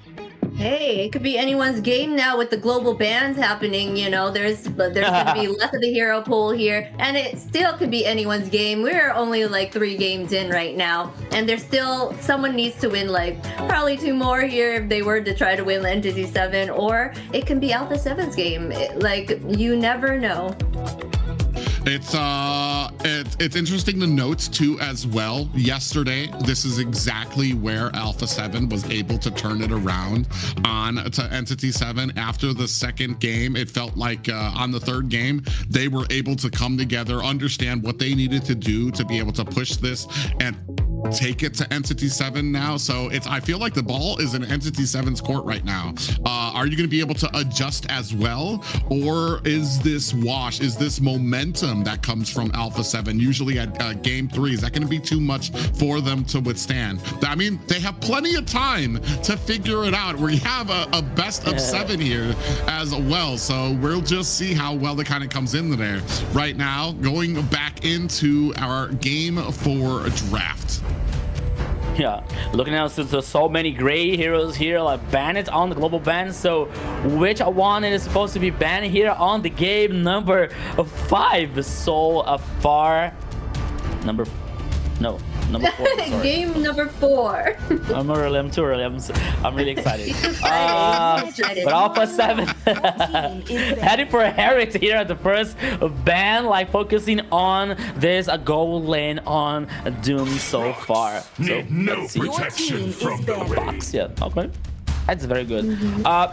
I believe that Alpha 7 now is banning Zunshin here to avoid from Entity 7, because even though like I think that now they have this like this confidence and this powerful to turn even this series here to go on 2-on-2. Yes, for sure. They're gonna go ahead and ban out here and Boxia. I guess they still have that Zusha. Yeah, never mind. They're gonna ban that out. They knew how much of a terror she could be. Like, even though people think they haven't figured out that it's not true, because she can be a menace for sure with her CC. They're gonna ban out Freya as well here on the side of Entity 7. I feel like if it, yesterday when we talked about it, Zushin was banned the entire time. I feel like here, Entity 7 maybe is kind of sacrifice giving up that Zushin pickup, at least so that now they can have a little bit of breathing room. Something that we don't have to ban it anymore. We don't have to worry about it. It's out there. We lost to it. Let's pick it back up, boys. Now we have a free slot that we can use for our bans and not have to worry about that pickup there here.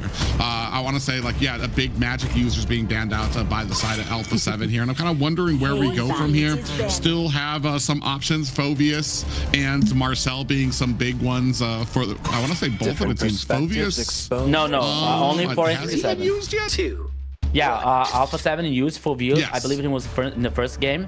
So it opens an opportunity here for Entity 7 to guarantee in this 1-2 choice for them. But now we're seeing Alpha 7 is has this first choice here. Oh man, Suyo is open for Alpha 7. No, it's not open. It's already been used. Boxed is banned. No Marcel. Who's left? Harley, Oh my yes. god. Right now, on the Harley, side I want to say Harley's probably the next best option. Oh, Yeah, I Carry, was gonna say okay. Carry was open because they kind of used a lot of their marksmen out there, so Carry would be the top priority pick. But also Harley's still open as well for them to use. Phobius on the side of NCT7 that they can pick up. They went ahead and picked up the Harley there. So there's still a lot of options here left for them to choose from. Now I'm kind of wondering what you pair it with. Do we potentially find ourselves that Phobius, maybe, especially with a carry, or is it a little bit too early on our side to pick up the Phobius? We can still kind of wait. We don't have to worry about Alpha 7 being able to pick it up, but we do have to worry about potentially a Uranus coming out from the side. Oh, there's the Phobius. Do you have the option of a Uranus coming out from the side of Alpha 7 too as well? I'm actually kind of curious as to how he does against the Phobius. I imagine he can get a pretty decent amount of stacks up there, but you really want the Uranus to kind of be that barrier in between your line and the Harley, coming out with some of that deadly magic and the stacks that can come out of it as well. Yeah, it might be a possibility here for Alpha 7, but now they're thinking on the response here on Flick and Frostland never here with more two heroes. Maybe I believe they're trying to working on this Kalia and Fredrin. Also, very strong one here, like Keto playing with Kalia, like having this aggressiveness once again, like trying to use this slam here to isolate one player, for example, or plus the Precious Rapid could be a very interesting combo when it comes to Alpha 7's composition so far. So let's see what is Entity 7's about to bring for us. Yeah, I feel like Alpha 7 could pick up the Lunix to kind of like help with Harley, trying to get that mid lane there for them. We are waiting to see now what Entity 7 will pick up. The Valier, they're gonna push Kalia away and Fredrin. Okay. This land is our home. Well, I mean, you basically come with your own Purify on Valier with that Vengeance Flame, so you'll be able to get away from that. And I want to say too, Kalia was banned out twice by Entity 7 earlier than this, so apparently they do know the danger of giving Pekito that Kalia as well. So it's going to be something here very hard for Entity 7 to possibly get over. Now going into the second banning phase, Lapu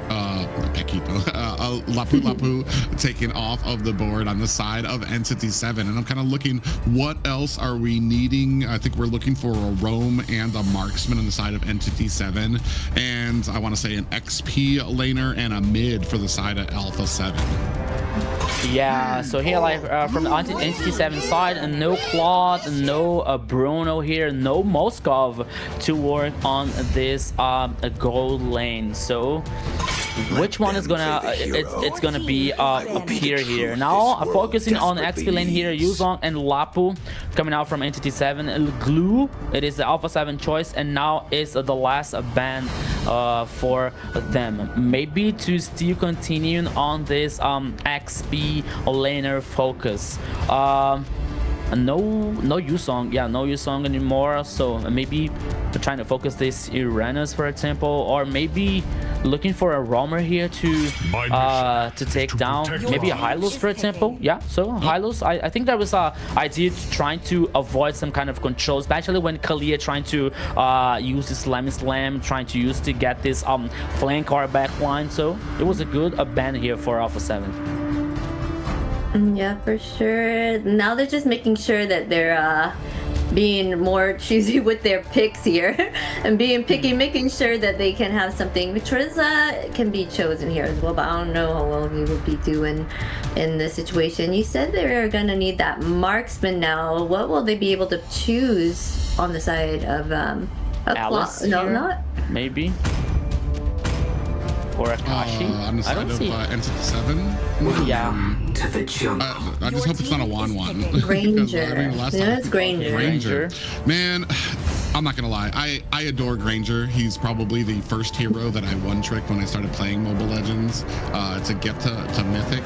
However, man, he has gone through some transitions, and right now I feel like there's a lot lacking in the damage that he can provide out there, especially if he's doing anything but dominating in his lane right now. I feel like he does very well against the carry, so I'm expecting to see some pressure coming from Alpha 7 to try to hold Granger back. But like I said, if he's doing anything but dominating in his lane, I feel like the damage can lack, especially with a lot of what I've been seeing built on the Granger too. I've been seeing like Sea Halberd built on him, things that don't really specialize with the poke that he can do. Oh my God, Paquito, we saw this yesterday, the Paquito coming out from Alpha 7, I believe it was on Hesu, and he absolutely ran through Entity 7. Oh, I like the Akai pickup here though, to really offset a lot of things. So even if we can't get the stun with like a Zeshian when that Tsunami Slam comes out, Akai can just instantly barrel through the competition. Yeah, heavy spinning here, all coming out from Vagin on the roaming here versus Paquito.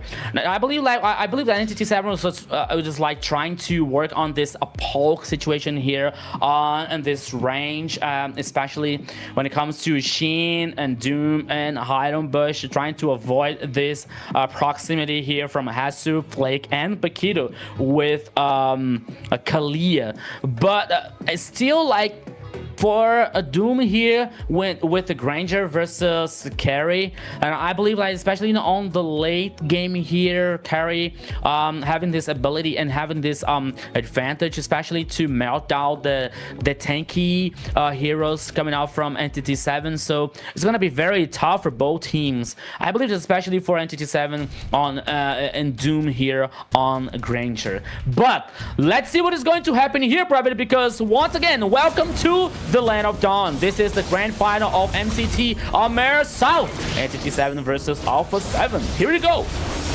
Entity 7 has an opportunity to take this to game point while Alpha 7 are looking to tie up the series. Which one will prevail? We are about to find out here as we start things off. Entity 7 already with the aggression, starting with the invade. Flick sees it as you want to engage in here. Gonna go in. I'm not even sure who got that. Begin taking a lot of damage. An early flicker coming out from Entity 7 on Begin there. Now fighting over this Litho Wanderer, and I'm not even sure. It looks like Flick was able to successfully get it. Yeah, Entity 7 here like trying to play an aggressive, but now here forcing. Oops! Oh, what a nice little opportunity there for Paquito. Comes in to get the jump, but Vagin was right there waiting. Hesu might be in a little bit of trouble there. Gets the shielding from his punch there as Akashi has to turn tail.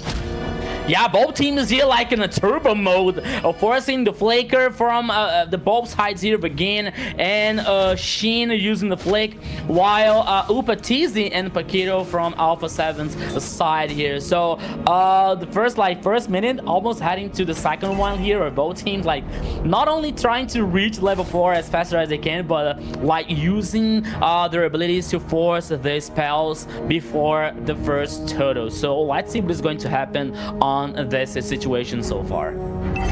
Yeah, you want to say Doom here. Both marksmen kind of evenly matched here. Upatizi being very careful about his spacing around, trying to use the minions as a shield, but Doom doing a good job keeping a lot of those minions on his side. Now he's going to go ahead and try to join his team at the turtle fight here, being pulled out by both teams. Entity 7 getting backed up a bit. Hesu from the side there. Again, going to get that information there. Doom, ooh, takes a lot of damage. He's going to have to get underneath the tower, but Hesu chases him, able to find himself a kill there as well. That's going to be the marksman down for the side of Alpha, or for the side of Entity 7. Now Vagin going to come in here. Big pop-up comes with the fury of the Phoenix. Stuns coming out as Paquito goes down. Next is Vagin. 2 roams exchanged for a roam as the turtle gets reset for the side of Alpha 7. Still trying to do the best they can to zone out as Flick picks up that turtle with a retribution. Are we still looking for a fight? Look, Shin backs up very wisely, but is going to have to recall back to base. Yeah, so Alpha 7 here getting the first turtle and plus the kills. One for Flick and one for Hasu. And this, like, is not a very good way up in the top side. Yeah, Doom in trouble, gets ganked. Paquito doing such a great job with the Kalea, getting around as quickly as possible. Hide on Bush. Do they notice that the Paquito is right there? He's going to have to look for an escape. They look for the chase, but immediately find a disengage. 3-1 right now in favor of Alpha 7. Yeah, and one thing here that we have to consider is like Harley's situation here, because we know that when Harley like starts behind, it's not so good for it. It's not so good for him to cause dispersion, to impact on the game for Entity 7. So losing the first turtle here, not getting this assists or getting the kills on this early game might be a problem for Entity 7 and Hide on Bush here on Harley on the jungler. Yeah, and yeah, when you hold them back, I mean, you're constantly behind when it comes to damage. So it's going to be a real issue when it comes out, especially with all these different options that we have for Alpha 7. The damage coming out from Hasu. You've got a great tanking ability from Flick, Frostlane Eve with a world of CC coming out there. We do see Hunter Strike being picked up for Doom as pressure begins to mount at this mid lane. Yeah, so here now 4 minutes and 38 seconds, almost 5 minutes, and now the second turtle heading on the top side of the river. Oh, Haidombish trying to steal the golden, but oh, here comes Flick. 2v1, but okay. It's just to say hi. Yeah, and you have Flick down at the bottom of the map, and that's going to go ahead and leave a little bit of an opportunity for Entity 7 to go ahead and start on this turtle. You see Flick trying very quickly to get to the turtle to try to close the distance there. Oh. Doom finds a kill onto Upatizi up at the top lane. Akashi duking it out with Hesu. They're going to go ahead and clear him out and find themselves a decent amount of room to start up this next turtle. Doom gets hit a tsunami slam, but with the Purify, Doom able to get out of it. Back in, finds a kill on the Hesu. Hide on Bush, able to take down the turtle as the rest of Entity 7 chasing down and pushing back Alpha 7. That is the Purify situation here, at least for Entity 7's in favor. Doom taking down here on taking the kill. Plus the tower on the mid lane for Entity 7. Besides, like, they lost the first turtle, they got the second one. Now the tower on the mid lane and the top side here. A very interesting situation for Entity 7. Yeah, and I want to say the domination in the top lane right now. A great job by Doom to be able to find that kill onto Upatizi. That was basically a 1v1 there. And Doom able to bait out the Tsunami Slam, Purify out of that, which gave them a tower and the turtle buff as well. The rest of Entity 7 now looking to possibly get a flank onto this bottom tower as well. Sky Piercer now picked up for Doom. Yeah, now here Entity 7 working on this macro, taking down the tower on the bottom side, but Hesu was responding on the top side here, taking the tower, the first one. But even though like Entity 7 working on this map domination here, like taking the first line of towers, and it is very interesting for them because it gives Entity 7 here like the opportunity and the chance to hide on Bush. Like, oh, here comes Paquito. Yeah, look at the damage going on to Paquito, looking to try to run away. Doom able to spray him down. Now, in the midst of it, Hesu ends up getting taken out. And the damage fury of the Phoenix to try to find the stun to turn this around. Upatizi finds a kill onto Akashi, but Idon Bush able to reply quickly. Now, trying to chase out Upatizi while the rest of the team. Idon Bush finds a kill on the Frostlane Eve while the team here tries to dismantle this tier 2 tower.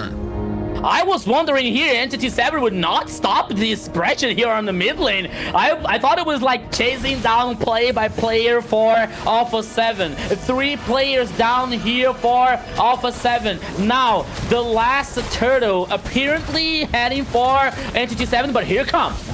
Oh, Upatizi does find himself a Tsunami Slam, but it's not enough. I think it gets purified out again. Ooh, look on the backside. They find Hesu. Akashi knows he's got the smell of blood on there. Hesu tries to go in, tries to find the damage as Akashi finds the damage. A heavy spin is out. Again, goes down to Upatizi. The Lord Turtle still taken by Hyde on Bush.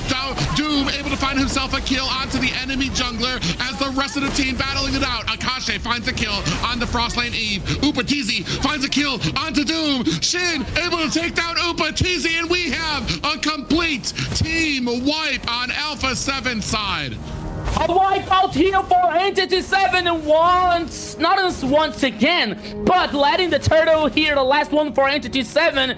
I believe that at least this team fight here was like determined by some details, especially like leading Doom in a good position here, like comfortable for Doom, like causing this damage. Alpha 7 has to do something about that. Okay, like Paquito, like having this good intention maybe to try to use this slam, but even not even though, but while Doom, and yes, only Doom here with the Purify, while Doom having this Purify, is gonna be very tough for Paquito to find this way here to neutralize the gold lane from Entity 7. So they have to find a way, especially like it can be with Hesu, for example, using Paquito with this dashes and to short out the distance. But they have to do something beside Doom here to neutralize not only the gold lane here to start, and the rest of the teams for Entity 7. I think you're exactly right too. The Tsunami Slam right now is being countered by the fact that the only real target is Doom, who has a Purify and has been saving that Purify for the Tsunami Slam during these opportunities. You could try to go for the Valir, you could try to go for Shen. Ooh, big pop up there. So out comes the Tsunami Slam, followed up by the Fury of the Phoenix. Big heavy spin coming out from the side of Vagin, who gets taken out by Upatizi. Now getting chased down. Entity 7 looking to turn it around. The Demonic Force slamming down as Doom finds a kill onto Flick. The rest of Alpha 7 trying to turn us around the backside. Hesu able to find the kill onto Hyde on Bush. Back and forth. Doom able to find a kill onto Hesu. A double kill right now. A triple for Doom. Hesu here trying to save the day for Alpha 7, but still Entity 7 taking down 4 players or Alpha 7 here. My goodness, another close team fight between these two teams. But once again, I think that Paquito using into the Slam on Hyde on Bush. Not Hyde on Bush, I'm sorry, with Vagin here, with Akai. Akai bought so much time using the half spin here. It was really good, but oh, here comes Flick, the Lord here we go. Yeah, Doom trying to go ahead and zone him out while Hyde on Bush gets it and closes the distance here. Tsunami Slam lands on to the backside. Oh, big heavy spin comes out. The Fury of the Phoenix to find the stuns onto Entity 7. Hesu able to find a kill onto Akashi. Shin returns the favor onto Paquito. 1 for 1 right now as the rest of Alpha 7 disengages from the Lord. But Hesu lying in wait, looking for an opportunity. But I want to say Entity 7 feel like they don't like this opportunity. They're going to go ahead and back away from the Lord as Hyde on Bush goes to the top lane. Yeah, like Entity 7 here has some spider sense when it comes to this dangerous situation, but has to now heading back on the base, leading the chance here for Entity 7 to guarantee this Lord. But I believe that Alpha 7 is heading here to fight back this goal. Ooh. Yeah, you can see them all kind of stacked up here while Doom and the rest of Entity 7 now. Now you can see Doom with those shots coming out, those Death Sonatas. Is it going to be enough? Trying to keep zoning out the rest of Alpha 7. They pull out the Lord down to 50% now. Lord has been reset. Look at Hesu on the backside, looking for an angle in. He wants to find the flank inside of here. Oh, Hyde on Bush might be a little too close. Hesu on the backside. Paquito goes in, finds a Tsunami Slam. Heavy spin comes out as well. Fury of the Phoenix Flick able to find himself a Lord. Upatizi finds himself a kill while Hyde on Bush returns the favor. Doom finds himself a kill onto Paquito, and now the rest of Alpha 7 looking for the disengagement. Entity 7 find themselves 2 kills, but they have to answer the Lord that will be coming out shortly. Upatizi trying to protect this tower. Now the rest of the reinforcements from Alpha 7, while Entity 7 now looking for the disengagement. Yeah, so the Lord here was for Alpha 7 in the last team fight, but they lost 2 players in the process. But now here Alpha 7 trying to chase the rest of the players here on Entity 7. Meanwhile, like Shin was like clean wave from the minions on the mid lane here to delay this minion waves heading for Alpha 7, which turned this Lord here like almost useful for Alpha 7. I think that at least given a tackle here on the tower number 2. No, oh, not even a tackle here. So okay, so useless Lord here for Alpha 7. At least not useless, but always to buy more time for a carry here in this late game that she can carry. Yeah, I want to say right now what's been happening is I feel like the Tsunami Slams, they continue to go on to Vegan, who immediately activates that heavy spin, and then followed up by the Fury of the Phoenix coming out from Alpha 7.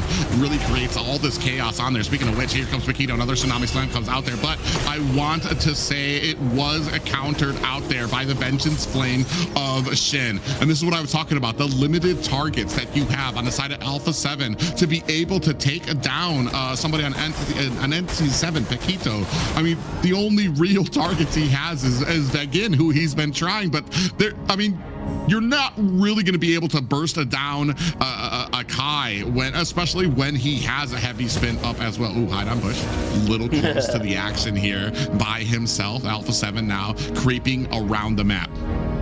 Yeah, so here are the items once again. Wings of Nature here for Doom, Malefic Roar, Sky Pierce, Hunter Strike here, and I'm leaning for the last item on Granger. Malefic again here for carry, so 4 items here for Upatizi, which can be very good for Alpha 7. But once again, as you were talking in private, which makes total sense. Paquito here, okay, target from Entity 7. Vagin immediately using the heavy spin here by the time that he used its Tsunami Slam. Shin using the Flame of Vengeance here. Oh, here it comes. Yeah, another heavy spin coming out from the side of Vegan. All these targets, you just cannot find it. Alpha 7 is trying so hard to find the setting potential on the side of Entity 7, but all of the targets have some type of ability, which just speaks so immensely about the drafting ability coming out. Big pop-up tried by the side of Paquito, though. Yeah, so here now another Lord on the downside of the river. I believe this is gonna be the second or the third one here, so both teams are dancing around this very important goal. This is MCT AMER South Grand Final. Ladies and gentlemen, let's go. Oops.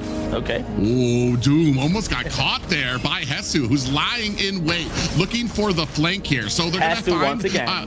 yeah, Hesu is just really kind of looking for an opportunity to kind of get into here to try to get that flank to possibly find Doom. Ooh, they all turn away from there, immediately go to the mid. You see, that kind of freaks out Hesu, is like has to back up. Now they know that Hesu is separated from them. They're gonna try to chase him down. They're not gonna be able to find him. They push him away, and now they're gonna use that as an opportunity to go ahead and focus back onto this Lord.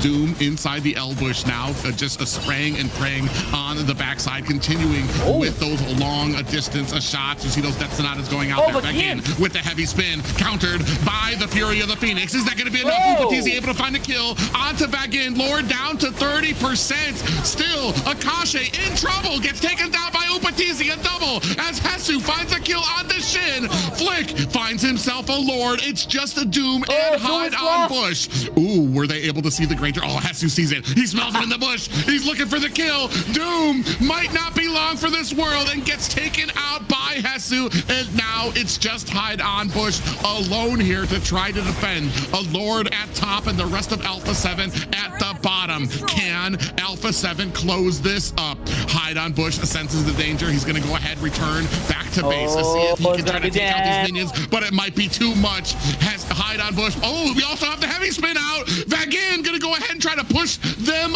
away. Is that going to be enough? Entity 7 live to fight another day. That was so close for Alpha 7 here to finish this game number 4 here to turn things even up. But once again, Vagin like getting this respawn. Oh, here comes now Alpha 7. Here comes the Lord. Yeah, big charge coming in to put the pressure onto the tower. You can see the suppressive fire coming out from Doom. Death Sonatas for everybody on the side of Alpha 7, now possibly trying to save in their tier 2 tower at mid, but the bottom of the bottom lane has been broken open wide for the side of Entity 7, which means you're going to have strong minions down there, which means macro has to be on your mind if you are Entity 7, and a time limit basically instilled on your team for a lot of these engagements before you have the possibility of minions charging through your base. Yeah, so we used to see like most of the times Alpha 7 trying to initiate those team fights here, especially with Bakito using Tsunami Slam on Vagin and immediately using the heavy spin. But if you notice in the last team fight, like Vagin was too deep to use the heavy spin. I'm not sure, but maybe on Upatizi on carry. But like, it was too deep and the rest of the teammates were like so far away from him. There was no follow up. So it gave Alpha 7 here the chance to respawn so well on the team fight here, like take down the players, opening the high ground tower on the bottom lane here. So by the time that Entity 7 tried to initiate once, it almost like worked even bad for them and they almost lost the game. So let's see what is going to happen in the next few minutes.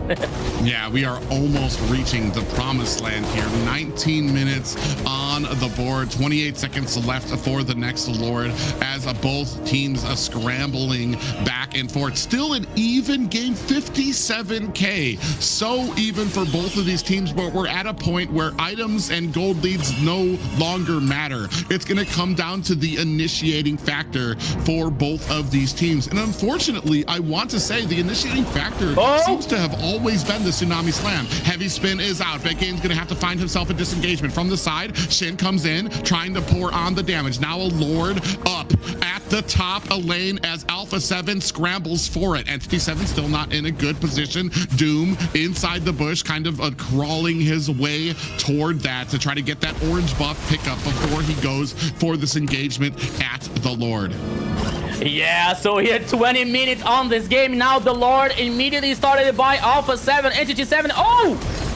Yeah, they come in, but they don't have the heavy spin out anymore. They're gonna have to use that flicker out exactly as possible. Flick able to find a kill onto Bagin. Hide on bush, answers back to Upatizi, taking down the marksman. Flick, immortality has been procced. Down goes the jungler for Alpha 7. Frostlane Eve able to answer back with taking down a jungler of his own, but Doom answering back. It's just Hesu alone being chased down by Akashi. Can Entity 7 close this up? Hesu getting chased down by Shin right now with those pools, looking for the stuns as right now Doom trying to press into the middle of the base. Hesu still has that immortality, trying to get back to the base, find the save.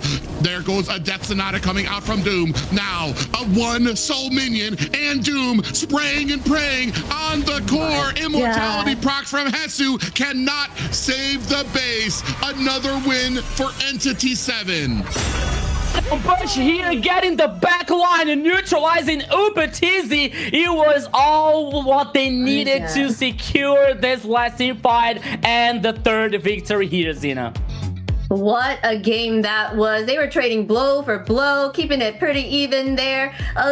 Always at the Lord fight, there's always a team wipe in every match so far, almost every match. So this is pretty crazy how this game is going on, and that one kind of sucked at the end there for the fact that only Hesu was alive and they were keeping him away from base to be able to defend it. So the amazing play there by Entity 7. Wonderful job. Man, I think we already know who the MVP is going to be going to before we even take a look at these stats, man. I have to apologize. I know I started this off by pouring out a lot of my grievances for the Granger pick, but man, let me tell you, Doom really turns my head to what you can execute with the Granger, the damage that was able to come out from him, the poking ability, the Death Sonatas to try to keep Alpha 7 at bay. Not just that, but especially with a lot of these Rhapsodies, able to really nail down, get the maneuvering that he needed to find a lot of these kills. 13, 4, and 7 for Doom here. Not to be outdone by, I want to say, Shin, who had himself a great game here. Maybe not as flashy as getting the kills, but 2, 1, and 19 meant he was always around, always a part of all of these fights. Yeah. So many situations here, like for Entity 7, especially to avoid this initiations coming out from Alpha 7 here, like always Shin with the Flame of Vengeance here, like with this like natural Purify to avoid like Tsunami Slam. Oh, here we saw here like Doom using the Purify here on the top side, leading this advantage for Entity 7, which was like a leading Alpha 7.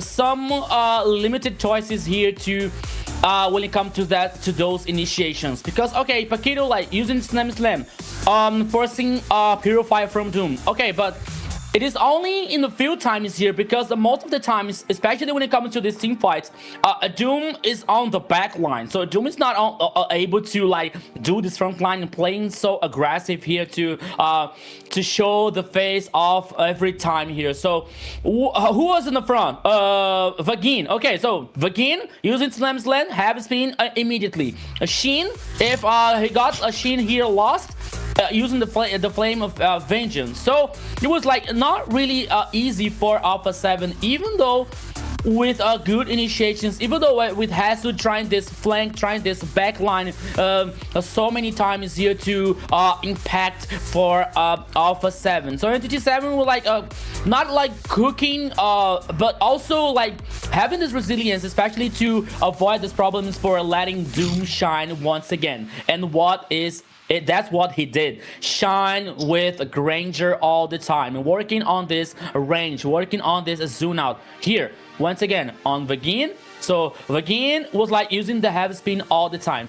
And on the only time that Entity 7 like it started to initiate the team fight, like Vagin was too deep, it was like a very good for, I think it was on this team fight. So look at I see Vagin. Okay, Vagin was like trying to neutralize Upatizi, right? He used the heavy spin. So the rest of the teammates was like, okay, where are you, Vagin? So we are not allowed to do so much on this team fight. So it gave Alpha 7 the chance to take down, I believe it was like 4 or 5 players here to take the Lord, and it almost closed up the game on the bottom lane here. But Vagin like was respawned at the right time here to using heavy spin to like pushing the minions out from the base, which led Entity 7 a second life here, and it was all what they needed here to let Doom once again to shine, get this triple kill. It only poor Hasu, here to try to save the day for Alpha 7, but it still wasn't enough. Yes, and when the pressure hit its peak, this player turned up the heat. Here's your MVP, of course, Doom. He put the Doom on Alpha 7 there. 13.47 KDA, 104.7k total damage, 757 gold per minute. What a performance that was. Oh yeah, I mean, like I said, right from mid game, once he started getting those items in there, he was constantly spraying, and I feel like this was kind of a problem with the composition coming out from Alpha 7, is they didn't really have a way to get to that back line. They tried to get the Tsunami Slam. They ultimately relied on, all right, we'll just get a Kai. If that's going to be our only target, we're going to start on a Kai, get that damage. But meanwhile, there's the front end of the fight and then the back end of the fight where Doom is just constantly putting the pressure and the damage on to the enemy jungler here. Look at him, constantly on flick, immortality. Doom right there, he's gonna flicker forward on the flick and find the kill then as well. Not just that, but I feel like this fight was really funny for me because Akashi took Hesu for a journey at the top of the map because Hesu was chasing him down, and that took away a huge amount of damage for the side of Alpha 7. And eventually when Hesu turned around, his entire team was wiped there, and you have Akashi just sitting there like because he's the only one left, and they end up being able to separate him while Doom was able to take down the core. let's fly together here. So on this on the top side here in this last game, which means now like we're heading for another draft. Is the game number 5? Yeah, now I'm right. It's the game number 5 here. It's 3-1 for Entity 7, which leads about some questions. First of all, the global ban. So there's so many heroes here not allowed to use so far. At least if we head to the game number 7 here, which we get this full reset of all heroes, and all heroes are like open to use again. But still, like, I'm thinking of Doom, for example, because no Granger, no carry, no Claude, for example, for Doom, or no Bruno. What is left? Harriet. But Alpha 7 can ban Harriet here on this draft to avoid this problem for Doom. So there's so many questions here when it comes to this draft that we are excited to see what is going to happen, because at this point of the game, at this point of the match, we have to see what they are able to bring on this draft. I mean, there's a lot of. I mean, I think there's still a decent amount of options out there. I hope it's. I feel we saw a 1-1 yesterday, and I feel like. Yeah, the Harith is going to come out. Yesterday we saw a 1-1 come out, and the first thing that came to my mind, I was like, "You're not Gusta La Gusta." Like, I don't know if you're going to be able to. I don't think that 1-1. I think that kind of got into people's head when Gusta La Gusta was able to use it. I was like, "Oh, 1-1 is part of the meta now." It's like, no, that's just Gusta La Gusta being himself on a 1-1. Clint, I feel like, is maybe the next choice that could probably come out of there. His disengage not too well, but as you start getting into the late game, he can start doing some real decent damage. Irotel, another one, especially because she can utilize a Demon Hunter as well, that can really kind of shred down a lot of the tankier compositions that we've been seeing. So I feel like there's still some options. I mean, I don't want to show bias or say that I'm rooting for a team. I'm rooting for a game. I want to go to a game 6 because I want to see what we have left when that game 6 kind of comes around, because that's going to basically be the maximum of what these guys can do for these player pools. I want to say pretty standard draft. You already predicted that the Herald is going to come out. They don't want to give that over to Doom, especially with the, or actually, yeah, they don't want to give that over to Doom. Valor and also Zushin and the Freya and Boxia. Yes, yeah, for sure. Doom is a player to stop for sure. They want to make sure that there's less heroes out there for him. There's still a lot, like you said, out there. Beatrix, Irithel, we've seen as well, been playing around here. So he has options. There's still chances for him to kind of do something here. They're gonna go ahead and ban out the Leo here and Marcel as well. Yeah, and there's still Obsidia here as one of the options when it comes to this draft here. But okay, Obsidia lasts for late game, but still it's an option here for for Entity 7. But we are gonna see here. We have to see what is Entity 7 is gonna bring it out. Oh, Valentina here for Alpha 7. It's a very interesting one here, which means like Entity 7 now working and thinking more about this draft here, not to allow strong ultimates for Valentina for Alpha 7. But now Entity 7 here with the Suyo and Hylos. Okay, so the Glorious Path here. So that's a very interesting situation, especially to Entity 7 who likes to play like trying to dominate and playing aggressive all the time here versus Alpha 7. Yeah, a Valentina, which I assume is out to counter the potential of a Sora coming out in the XP lane for the side of Entity 7. But regardless, I feel like an early Valentina here. I feel like usually you kind of save that for a little bit later once you have a few ultimates under your belt that you can kind of go with there. Oh, a Joy and Kacha coming out for the side of Alpha 7 here. That's going to be very interesting too, to see if that Joy can kind of get to the back line. They are not afraid of it. Carrie is a decent, I don't want to say a counter, but she's probably one of the better marks. And how did we forget that the Carrie was still available? Yeah. I mean, there's so many bans, okay, in our defense.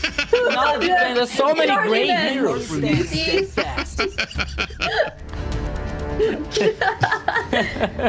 But yes, many they're great gonna heroes go here. ahead and pick that up for sure. The carry, of course, is the #1 pick here. That was open. They left that open for them. So on the side here, for Alpha 7, we have to see what they're gonna end up choosing. They have Joy, Garokacha, going against the Suyu and Hylos here, banning out the Sora because there's really no point in picking him up anyways because Valentina was his counter for them. So they're like, oh, you're not gonna get him either. So. And then they go ahead and ban Alfarsa as well. Yeah, and when it comes to global ban here, guys, I gotta be honest with you. If I was a coach, there would be like so many remakes here because I would forget so many times like about the gray heroes or a banned hero that we're not supposed to use. You know, I would like, okay, so you use carry. No, the coach, carry is already banned, so we already used it. Oh yeah, really? Oh, okay, I'm sorry about that. Yeah, we already seen here that they already did that once where they it was already banned on their side, but they still banned it anyway, or they already used it, but they still banned it on the opposite team. I mean, it's something that people can make a mistake, so. But here, like, back on the draft here, now banning Sora and Yuzong here on XP lane once again, like, Entity 7 reading the strength when it comes to Hesu on XP lane, but now banning Sora, so probably Valentina on the mid lane and Sora on XP lane here, but Gore, I was about to say Lilia on Entity 7 composition, but Gord here, okay, with the Hylos, with the like the control situation, that can be interesting, but still, I don't know, it's gonna be very interesting versus Valentina, Joy, for example, and Gato Chacha with the Avatar of the Guardian. Yeah, I mean, like, and that's the perfect opportunity for it. I've been heavily critiquing the Avatar of the Guardian because a lot of people use it as an initiating tool, which everybody can escape from. In fact, the only thing he really shines against is mages who have to stand still for their ultimates, one of those being Gord. So that's going to be a very interesting, not just that, but you also have the answers who can get to the back line very quickly with those dashes. Valentina, Joy, Lapu now as well. So, man, Shin is going to have himself a rough game unless we have the XP who's gonna, I mean, a Cho could probably possibly help to possibly offset something that's gonna be able to peel for the Gord, or something to possibly get some CC down when this line from Alpha 7 eventually closes the distance, which they will be able to. You don't have a Vengeance Flame to get you out of harm's way, possibly a Purify. Not bad, but Quito, I don't mind seeing that out there too. I feel like that might be able to do a good job if it sticks to Gord to be able to kind of push back a lot of these people who are going to try to close that distance. Yeah. But we believe that Paquito here is more to like from the damage on XP lane here with Akashi than to protect this Gord or making this appeal for the carry for Entity 7 here. So we are going to wait to see what is going to happen on this game so far, but which is going to be very interesting, especially on the jungler here, like Flake versus Hidden Bush, like two aggressive junglers here, Suyo and Joy. Sheen, which we're talking about, like, which is gonna have some problems here when it comes to this dashes and the Avatar of the Guardian with the Paquito. On the gold lane here, I believe that Upatis is going to maybe on the early game and the mid game like bullying a Doom here, but on the late game they have to be careful about like this gold laner, which is doing a great job so far here on this final. Yeah, I'm very interested here because especially with Gord, I like to see a little bit more CC or control from the side of Entity 7, a Grok, possibly a Gwen or something that can kind of hold him there. You're not just leaning on Gord and his own CC out there, because that CC doesn't last very long, and especially if we're going to be seeing some types of Purify come out from the side of Alpha 7, that CC can be an immediate turn on to Shin here and turning them on to Gord. Yep, so these are things we are going to see now, because everybody, welcome to the Land of Dawn. This is the championship map from for Entity 7. Alpha 7 has to react now. It's a now or never situation for them. So let's go, Private. Yeah, the back backs are against the wall for Alpha 7 as Entity 7 is sitting at game point, looking at a ticket to MSC, looking at an opportunity to take on the champions of the North here. It all comes down to this match. If Alpha 7 can find an answer, and already look at the pressure mounting from both of them. That was a huge fight for just the little Little Wanderer there. Yeah, the huge fight here, and Entity 7 forcing Hasu to use the flick on the top side here, on the XP, on the gold team actually. Okay, I'm seeing the signs on the map here, so on the top side. Yeah, so the Goldane is at the bottom, despite what the map says there. But let's go ahead and take a look at these emblems as well. So here, like Brave Smile when it comes to Hasu, Quantum Charge here with Bruno and Carry here. Okay, and Imperial Rage when it comes to the mid lane. So Shinla working on this bargain hunter here to get these items so fast. Meanwhile, the conclusive blast here for the Roamer, if I'm not wrong. Yeah, so now on the mid lane here, like a 3v2 situation, but now they're heading for the first turtle. 5 seconds left for this very important objective here so far, Private. Yeah, you can see both of them on a little double team up at the top to try to hold Akashi at bay while this first turtle is up. Flick getting into a good position, but it doesn't look like Entity 7 are concerned. They're going to go for the bottom. They're looking for the kill onto Upatizi, and Upatizi reads it so well. He's going to be able to get that little soccer slide and get himself out of harm's way. That means a free turtle for the side of Alpha 7. And now coming in for a glorious pathway to chase down the last member here, Bagin, taking a whole heap of damage, even with the suppressive fire in the form of the Mystic Gush coming out from Shin. Hide on Bush, able to find himself a kill as well. Turning the tables here. 3 down for the side of Alpha 7, who made a bit off more than they could chew in the enemy's territory. Yeah, the start here was amazing for Alpha 7 getting 2 kills, but the response here for Entity 7, guaranteed triple kill for Hide on Butch, which is going to be very, very interesting here when it comes to these both teams once again. Oh, Joy here playing aggressive one on the top side of the river. Oh, let's go.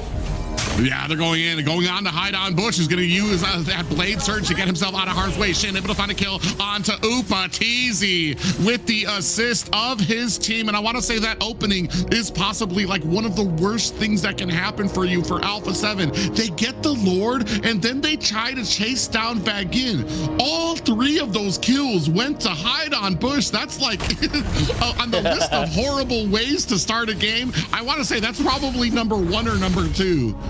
Yeah, there's one thing that I didn't get it, because after Guarantee the Turtle, like, using the Glorious Path here with Frost and Heavy to, like, chase down the players of Entity 7. I believe that the intention was good, but, and then the beginning of the team fight was really interesting for them because they got the kills, but the response was, like, immediately, especially with Hide on Bush. And now one more kill on the goal lane here on Upatizi. So Alpha 7 cannot lose this trade here.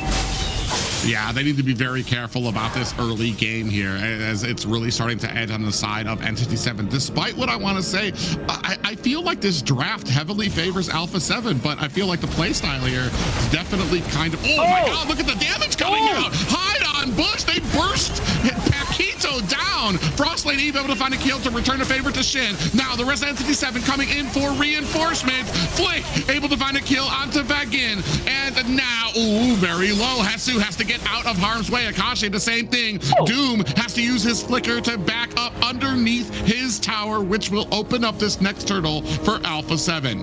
It was a very tied up team fight here between the two teams, but at the end of the day, Alpha 7 getting this advantage to guarantee the second turtle for them. Gold lead here, there's none, because they're even for both teams. And now in the bottom lane, oh, a big Mystic Gush there. And this is kind of what I've been talking about. It's like you don't really have a lot of CC on... Oh, Shin. Okay. He's getting a little confident there on that Gourd, especially because you don't really have an escape except for the flicker. Yeah, who needs control when I have my own stun here with Gourd? I don't need you guys. But Even though here, jokes aside, Entity 7 like trying to still dominate here some initiations and some actions, especially when it comes to the gold lane here, like to delay this Bruno's power spike as much as they can. But now the tower number 1 here on the bottom lane in favor for Alpha 7. Yeah, and right now, kind of jockeying for position. We still got about a whole minute until the next turtle comes up on the map here. Both teams looking for an opportunity. Back in, gonna go in, gets a little bit of a stun there. Mystic Gush on the Paquito's gonna go ahead and use that Revitalize to get himself out. That's gonna be 2 ultimates down, or actually an ultimate down, as Shin used his Mystic Gush, and he's not gonna have it available for this next fight. Yeah, which is not, it's not very interesting for Alpha 7, like if Paquito is the main target here on this initiations from Entity 7. Because we were talking about, okay, using the Mystic Gush here, Shin being like, stopped and stuck, and will be like a very good opportunity to Gato Chacha to use the Avatar and forgot it. Oh, here comes Blur's Path. Yeah, I mean, I want to say Hide on Bush has been so good with these blade surges to be able to find himself an escape to come in there. And yeah, I mean, I kind of read that when Entity 7, they're continually kind of locking on Paquito. They're looking for any target they can get. Unfortunately, that's always been Paquito. And without Hide on Bush there, they don't exactly have the damage, even with the Mystic Gush kind of coming out there. Upatizi laying on the damage onto this turtle. Paquito on the backside looking for the flank. Hide on Bush spots him out. 50% now left onto this turtle. Ooh, from the backside. Is that going to be it? Oh, Hesu tried to go in with the bravest fighter. Flick able to find himself the turtle there. Now the rest of Entity 7 going in. Glorious pathway has been laid out to help secure Alpha 7 and escape on the backside. Avatar the Guardian lands on the 3 members. Is that going to be enough? No. Begin able to take down Paquito. 1 down for Alpha 7, but they do pick themselves up a turtle. Man, what happened to Hesu? You saw that. He tried the bravest fighter, and he wasn't able to make the jump over the turtle pit there. So he just kind of bravest fighter alone on the backside of that pit there. So now another fight coming out there. Glorious pathway laid out on the side of Entity 7. Mystic Gush latching on to Hesu, drops him down to 25%. I want to defend my brother here. I sometimes that wall is bigger than we think. It's bigger than we like able to consider. So it happens. It happens even with the best players of MLBB. But still here, jokes aside, 3 turtles for Alpha 7. But I think that when it comes to this team fight, Entity 7 are having this advantage. Oh, once again, Frostblood never here. Let's see Mystic Gush coming out from Shin, which has been a very pain in the neck here versus Alpha 7. Oh, here we go. Ooh, big flicker comes out from Shin. They really tried Avatar the Guardian and a Glorious Pathway coming out. They really thought that they had Shin, who able to flicker himself away. And now going to go ahead and mount some pressure onto the mid lane, looking to take this tower for themselves. Look at the backside, Hide on Bush, looking for an angle in here. Is it going to come in? And that's going to be enough pressure for Entity 7 to take themselves down a tower. Now continuing on the fight, Akashi in trouble, taking a lot of damage, going to have to use that Revitalize to keep himself up. Or Vagin going to use the Revitalize to keep up his XP laner. I thought that we would be watch the same mistake again coming up from Entity 7 on the tower 1 and 2 on the mid lane. But now they took down the tower on the mid lane here, and they decided not to take this overextending here versus Alpha 7. A very good idea, but now the Lord is on the pitch here on the downside of the river, but Vagin is aware of that, so both teams now are fighting to this Lord. Yeah, now kind of jockeying for a little bit of position, trying to poke the Lord. I think they kind of want the fight. You can see Joy flick up at the top, looking for an angle in. He's not immediately at the Lord just yet. He's kind of waiting for the information to be fed to him from Alpha 7 about when they want to go to engagement. The Guardian lands on the 2 members. Glorious pathway is out. Hesu finds a kill onto Shin. Flick able to take down Doom. The 2 biggest damage dealers for the side of Entity 7 are down, and they unfortunately have to find a disengagement. That's going to be a free Lord for the side of Alpha 7. A very good initiation now from Alpha 7. 2 players down here on Entity 7. Now the Lord heading out for Alpha 7 here. A very good chance to open the map, to open the towers. Meanwhile, Akashi was like compensating on the top side here, taking down the tower number 1. But the Lord is heading on the bottom side here. Meanwhile, like as they don't have the tower number 2, only the high ground towers here on the bottom lane. So now Alpha 7 has a good chance here to work on this pressure. Oh, up at the top, Flick gets surprised by 2 members of Entity 7 who are lying in that bush. He went up there to clear out the minions and they absolutely bamboozled him. Now at the bottom lane, the rest of Entity 7 gonna go ahead, try to take down this Lord as they've been able to mount a decent amount of pressure away from their towers. Shin gonna go ahead, focus down on the mid, and Entity 7 makes short work of this Lord at the bottom. Akashi, oops, okay. Oh, here it comes on the mid lane. Yeah, a little bit of a stun coming out with that Blade Surge coming out from Hide on Bush, followed up by the Mystic Gush, but not able to finish the job. And this has kind of been my biggest critique, is that we're not getting the full value out of the Mystic Gush. Despite how good Shen is, he's got a very small little window with his CC that he can throw out, and we don't really have another bit of CC. I mean, Hide on Bush basic, I mean, he has the charged Blade Surge that he can use that can get a stun, but I mean, that's the only other real one that you have there to be able to kind of open up this Mystic Gush. Otherwise, these people are going to be turning around trying to latch on the Shin. Ooh, he went very close to that bush with Paquito in there. Yeah, we're using like using the skill here to spot the enemy on the bush on the mid lane here, so it is working for Shin so well. But still, like, okay, some Mystic Gush are connecting the damage, but not enough to get players down from Alpha 7. This game here, like, besides Alpha 7, like getting this last Lord. Oops, here Fagin versus Hasu. Okay, what? Forcing Hasu here to get back. Meanwhile, Entity 7 is destroying 1 tower here on the bottom lane. You know what is it's more funny here? It's funnier. Entity 7 lost the Lord and they don't have the tower number 2 on the bottom lane here. But even the gold lead here, even from Entity 7. Even though, because we saw Akashi a surprising flick on the top side here, taking down, and Entity 7 not losing the rhythm on this game so far.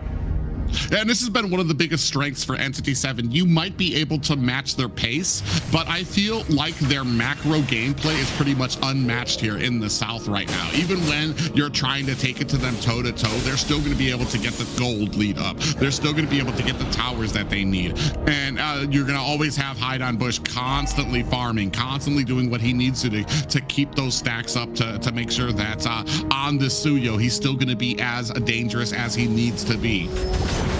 Yeah, but now here, 1 more Lord on the top side of the river here. Both teams are aware of that. Akashi, the most aggressive one here, but here comes the rest of the teams here. The rest of Entity 7, the Lord with almost half HP, but now getting a reset. But now Entity 7 immediately is starting this Lord again. Will we have a very strong team fight here?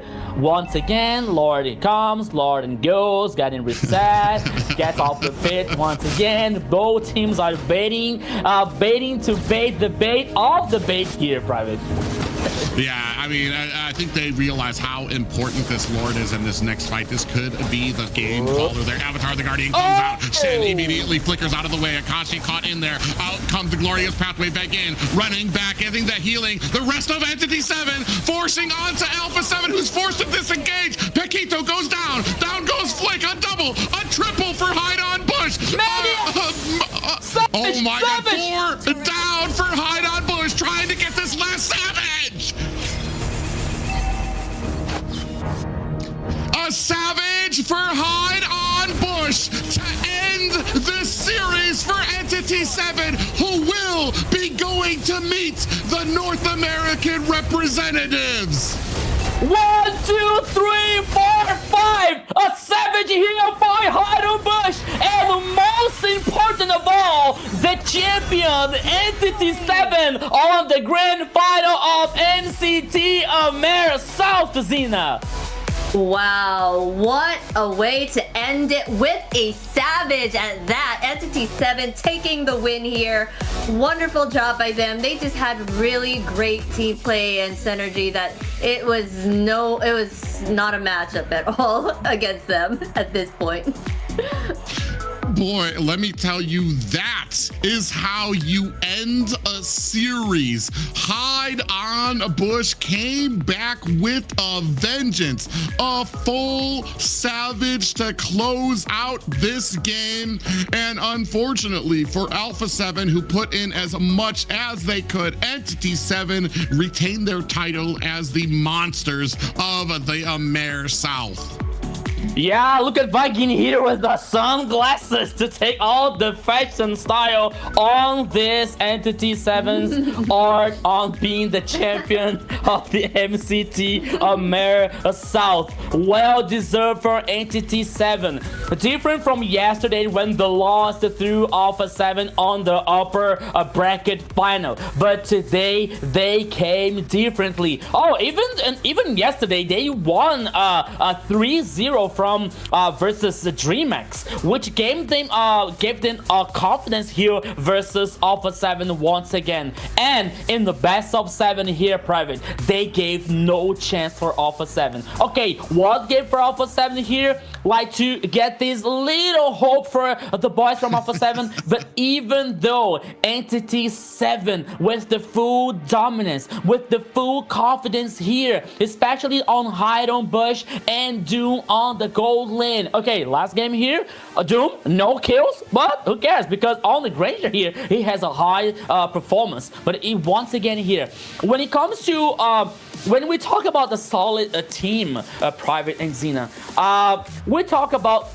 the 5 players are so good, right? But we can say that maybe someday someone is not so inspired, someone is not so like in 100% on the performance, but it is still have the other friends, it is still have the other teammates to compensate this performance, you know. So here from Entity 7, I don't think it was the case, because everyone played so well. Akashi, Doom, Shin, Hide on Bush, Vagin, oh my goodness, especially playing with Akai here, for example, to avoid those initiations on the last game. Here, a savage from Hide on Bush on the last game here. What a golden way to finish this MCT AMER South and leading the title for Entity 7.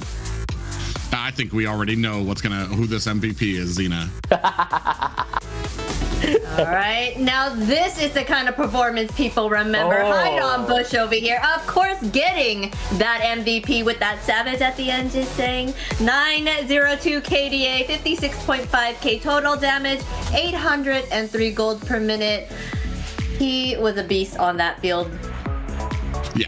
I want to say my biggest complaint about the composition was where was the other damage going to be coming out from, not just from the Mystic Gush, but who else in the early game was going to be able to provide that. Early game, it felt like Hide on Bush was being a little bit flat-footed, not really wanting to get in the engagements, waiting to get those items that he needed, consistently farming, consistently finding his ways in there until that final fight. He knew all the items he had. He knew what that I think a 9-0, actually I think it was a 5-0, 4-0 and 2 that he was before that last fight. So he had a few stacks there left on the Sky Piercer, and man, absolutely went ham throughout the game. And like you were talking about, you get some of the highlights when it comes to some of these MVPs, but really the entire team did such an excellent job to help enable this out there. Here you could see the Shin being able to get out of the way of that flicker, 2 glorious pathways going out there, and then Hide on Bush coming in here, singling out one by one, taking out each of the members here, until finally it was Hesu who tried to go underneath the tower, but Hide on Bush was ready, and swoop, boom, a huge savage to close out this game for the side of Entity 7. Yeah. Wonderful play there for sure by the side of Entity 7, only allowing Alpha 7 one win there. They came back with a vengeance. They're like, this revenge match, we're gonna let you know who we are. And they did just that. Yeah, and I gotta be honest here, like with the Savage coming out from Hidden Bush, like, oh, where did this live 2 come from? Because like almost taking down, like suddenly, like with some basic attacks and some skills, like his HP was like whoop, going up again. I was like, oh my goodness, what is happening here? Was like able to lead Hidden Bush on this Savage in the last game. So well-deserved MVP, well-deserved here a title for Entity 7 in this grand final. Sadly, as a caster, as we like from the entertaining here, like from MLBB, we were expecting more games here. We were expecting like more competitive. But one situation here is maybe one team, not talking about like one team is better than the other, you know, but as we were seeing, like Entity 7 always in the top side of the bracket, always in the top side here, like in the highest seats, like Entity 7 getting beaten yesterday, but today once again like letting the head on the table, you know, like okay, so we got a full reset here, the mentality to this final, and they got this reset and they were the champion. Yeah, and I don't want to take anything away from Alpha 7, and this is what I've talked about before.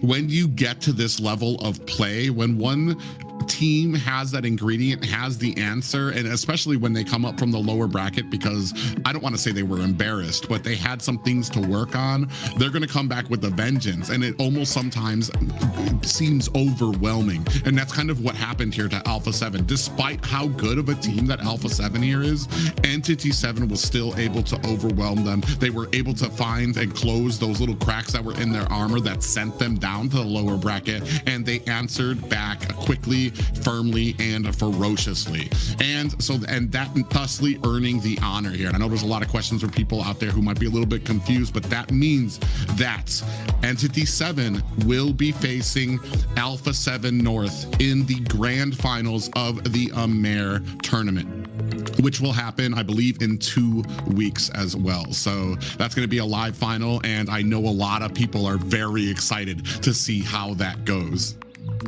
Yes, for sure. Looking forward to see both of those teams go against each other, the North and the South, finally mashing up together and taking on each other for the win, and see who will reign the champions of the Americas. Yes, always reminding you guys, the people on the chat here. So this was the MCT AMER South final. So now they're heading to fight the MCT AMER South, AMER North. Champion, which was Alpha 7 North, which is gonna be like a few weeks ahead. We still have this information for you guys, so you be sure to keep on follow our social networks to know where it's gonna happen this a grand final, like between MCT AMER North and South here, to see who is gonna be the real champion of the Americas. Just be sure to like and comment on the stream, you guys. We still have more to come, because you are going to see Alpha 7 North going against Entity 7 in about 2 weeks here. So we want to keep those likes and all that going on. So be sure to give it that thumbs up, subscribe if you haven't, and keep on watching. Yeah, a big shout out to all the viewers who were able to come here and watch the finals, the group finals of the AMER South. I know there were a lot there for the AMER North as well. So now I got a lot of information here that you guys can go and start rumors about who's going to win, who might not be able to last. But in 2 weeks, we will find out who the real winner of the AMER tournament will be. And I'm very excited about it, because like I said, this has been my first time really dipping my toes into the South, the players, the history here. A big shout out here to Rico, who has been schooling me back and forth about all the history of all these players and the teams that have been coming out here. And I want to say I'm very impressed, and I feel like the worst thing that can happen, especially when it comes to the North, is to underestimate these teams that are coming out from the South, because man, there are some big challengers coming out of this region. Yeah, so we're gonna see what is going to happen. But now we have to thank for the big responsible for all this magic happen here, Zena. Yes, we gotta give it up to Runestone for putting this all together for us. Runestone.gg is where you get your data and analytics to be top tier, just like these players here on the tournament. Yeah, if you guys are looking to up your gameplay, up the level of what you want to do, become a pro player, that starts with information about the game, and look no further than to find that information on runestone.gg. Yeah, so you have the chance to improve your gameplay level here with Runestone, and we are sure that you learned something watching this grand final here on the MCT AMER South. So thanks to Runestone here for making this magic happen here for us. Yes, for sure. Make sure you take all this information that you learned and put it into your gameplay when you go play Mobile Legends as well on your own. Yeah, I know there's a lot of things gonna come out, and I want to say I've kind of thoroughly enjoyed. I know South America has had a little bit of a taste when it comes to the global bans and stuff like that. Here, I feel like it has been a great experience to cast and to even figure out some of the strategies coming out from a lot of these teams when it comes to these bans and who's left and who's been picked off there. And then when we get to those later stages where we're all just like, bro, I don't know. It's all my picks are grayed out, so I don't know what else we can go ahead and pick. Maybe you guys in the viewers out there in the chat can go ahead and let us know what you thought about the global bans as well. Yeah, talking about this global ban here, as we're seeing, like so many situations when it comes to this MCT AMER North and South here, which is gonna be like, was a very big surprise, because we were watching like the other regions tournament, like MPLs on Indonesia or Philippines, for example, which they don't have this system. But so many people like asking about this global ban and why the other regions doesn't have this format here yet. But it still is something that I believe that Moonton is working on it, but it still is something new for the players, for the teams to like to work and get adapted by that. But I believe that it's going to be very, very cool and very like a dynamic system for the rest of the planet here, as if they work with a global ban. By the time I believe that for our casters, for us casters, and for the people on the chat, to see like many heroes, to see the other heroes, sometimes that they're mains, sometimes that they're like the favorites on this championship scenario. It's gonna be like one of the coolest things from MLBB, from Moonton so far. Yes, for sure. I'm super excited to have this implemented more out there, because I, for one, enjoyed seeing a lot of my players or my heroes that I play on the field that are not usually in these tournaments. But be sure to follow us on our social media, guys, and MLBB, NA Esports. We're on Kick, Twitch, X, Insta, Facebook, YouTube, TikTok, you name it. You can stay up to date on what's going on in this tournament as it goes on, and more as well on other tournaments that happen within the community. Yeah, if you guys missed any of the action, if you were unfortunate enough not to see the spectacular ending to the South Grand Finals, I'm sure you'll be able to catch the highlights and all the action on MLBB NA Esports as well. All of this plus what is happening on MLBB scenario, on MLBB ecosystem, patch notes, new heroes, memes, our content creators, the beautiful casters as you're seeing here ourselves, everything you are about to know if you follow our social network, and even more the other events, even the other championships like EWC, like the MH, which is gonna be I believe in Turkey this year. So many cool things on MLBB scenario that you can know and you're about to know if you follow our social networks. And for that, this is the last time you're gonna see us, so be sure to follow us on our social medias. Private Dancer, Zena, Lily, Rico. We have our social medias here for you guys, and you guys can keep up to date with us and chat with us as well and follow us. Any last words do you guys want to say to everybody before we head on out?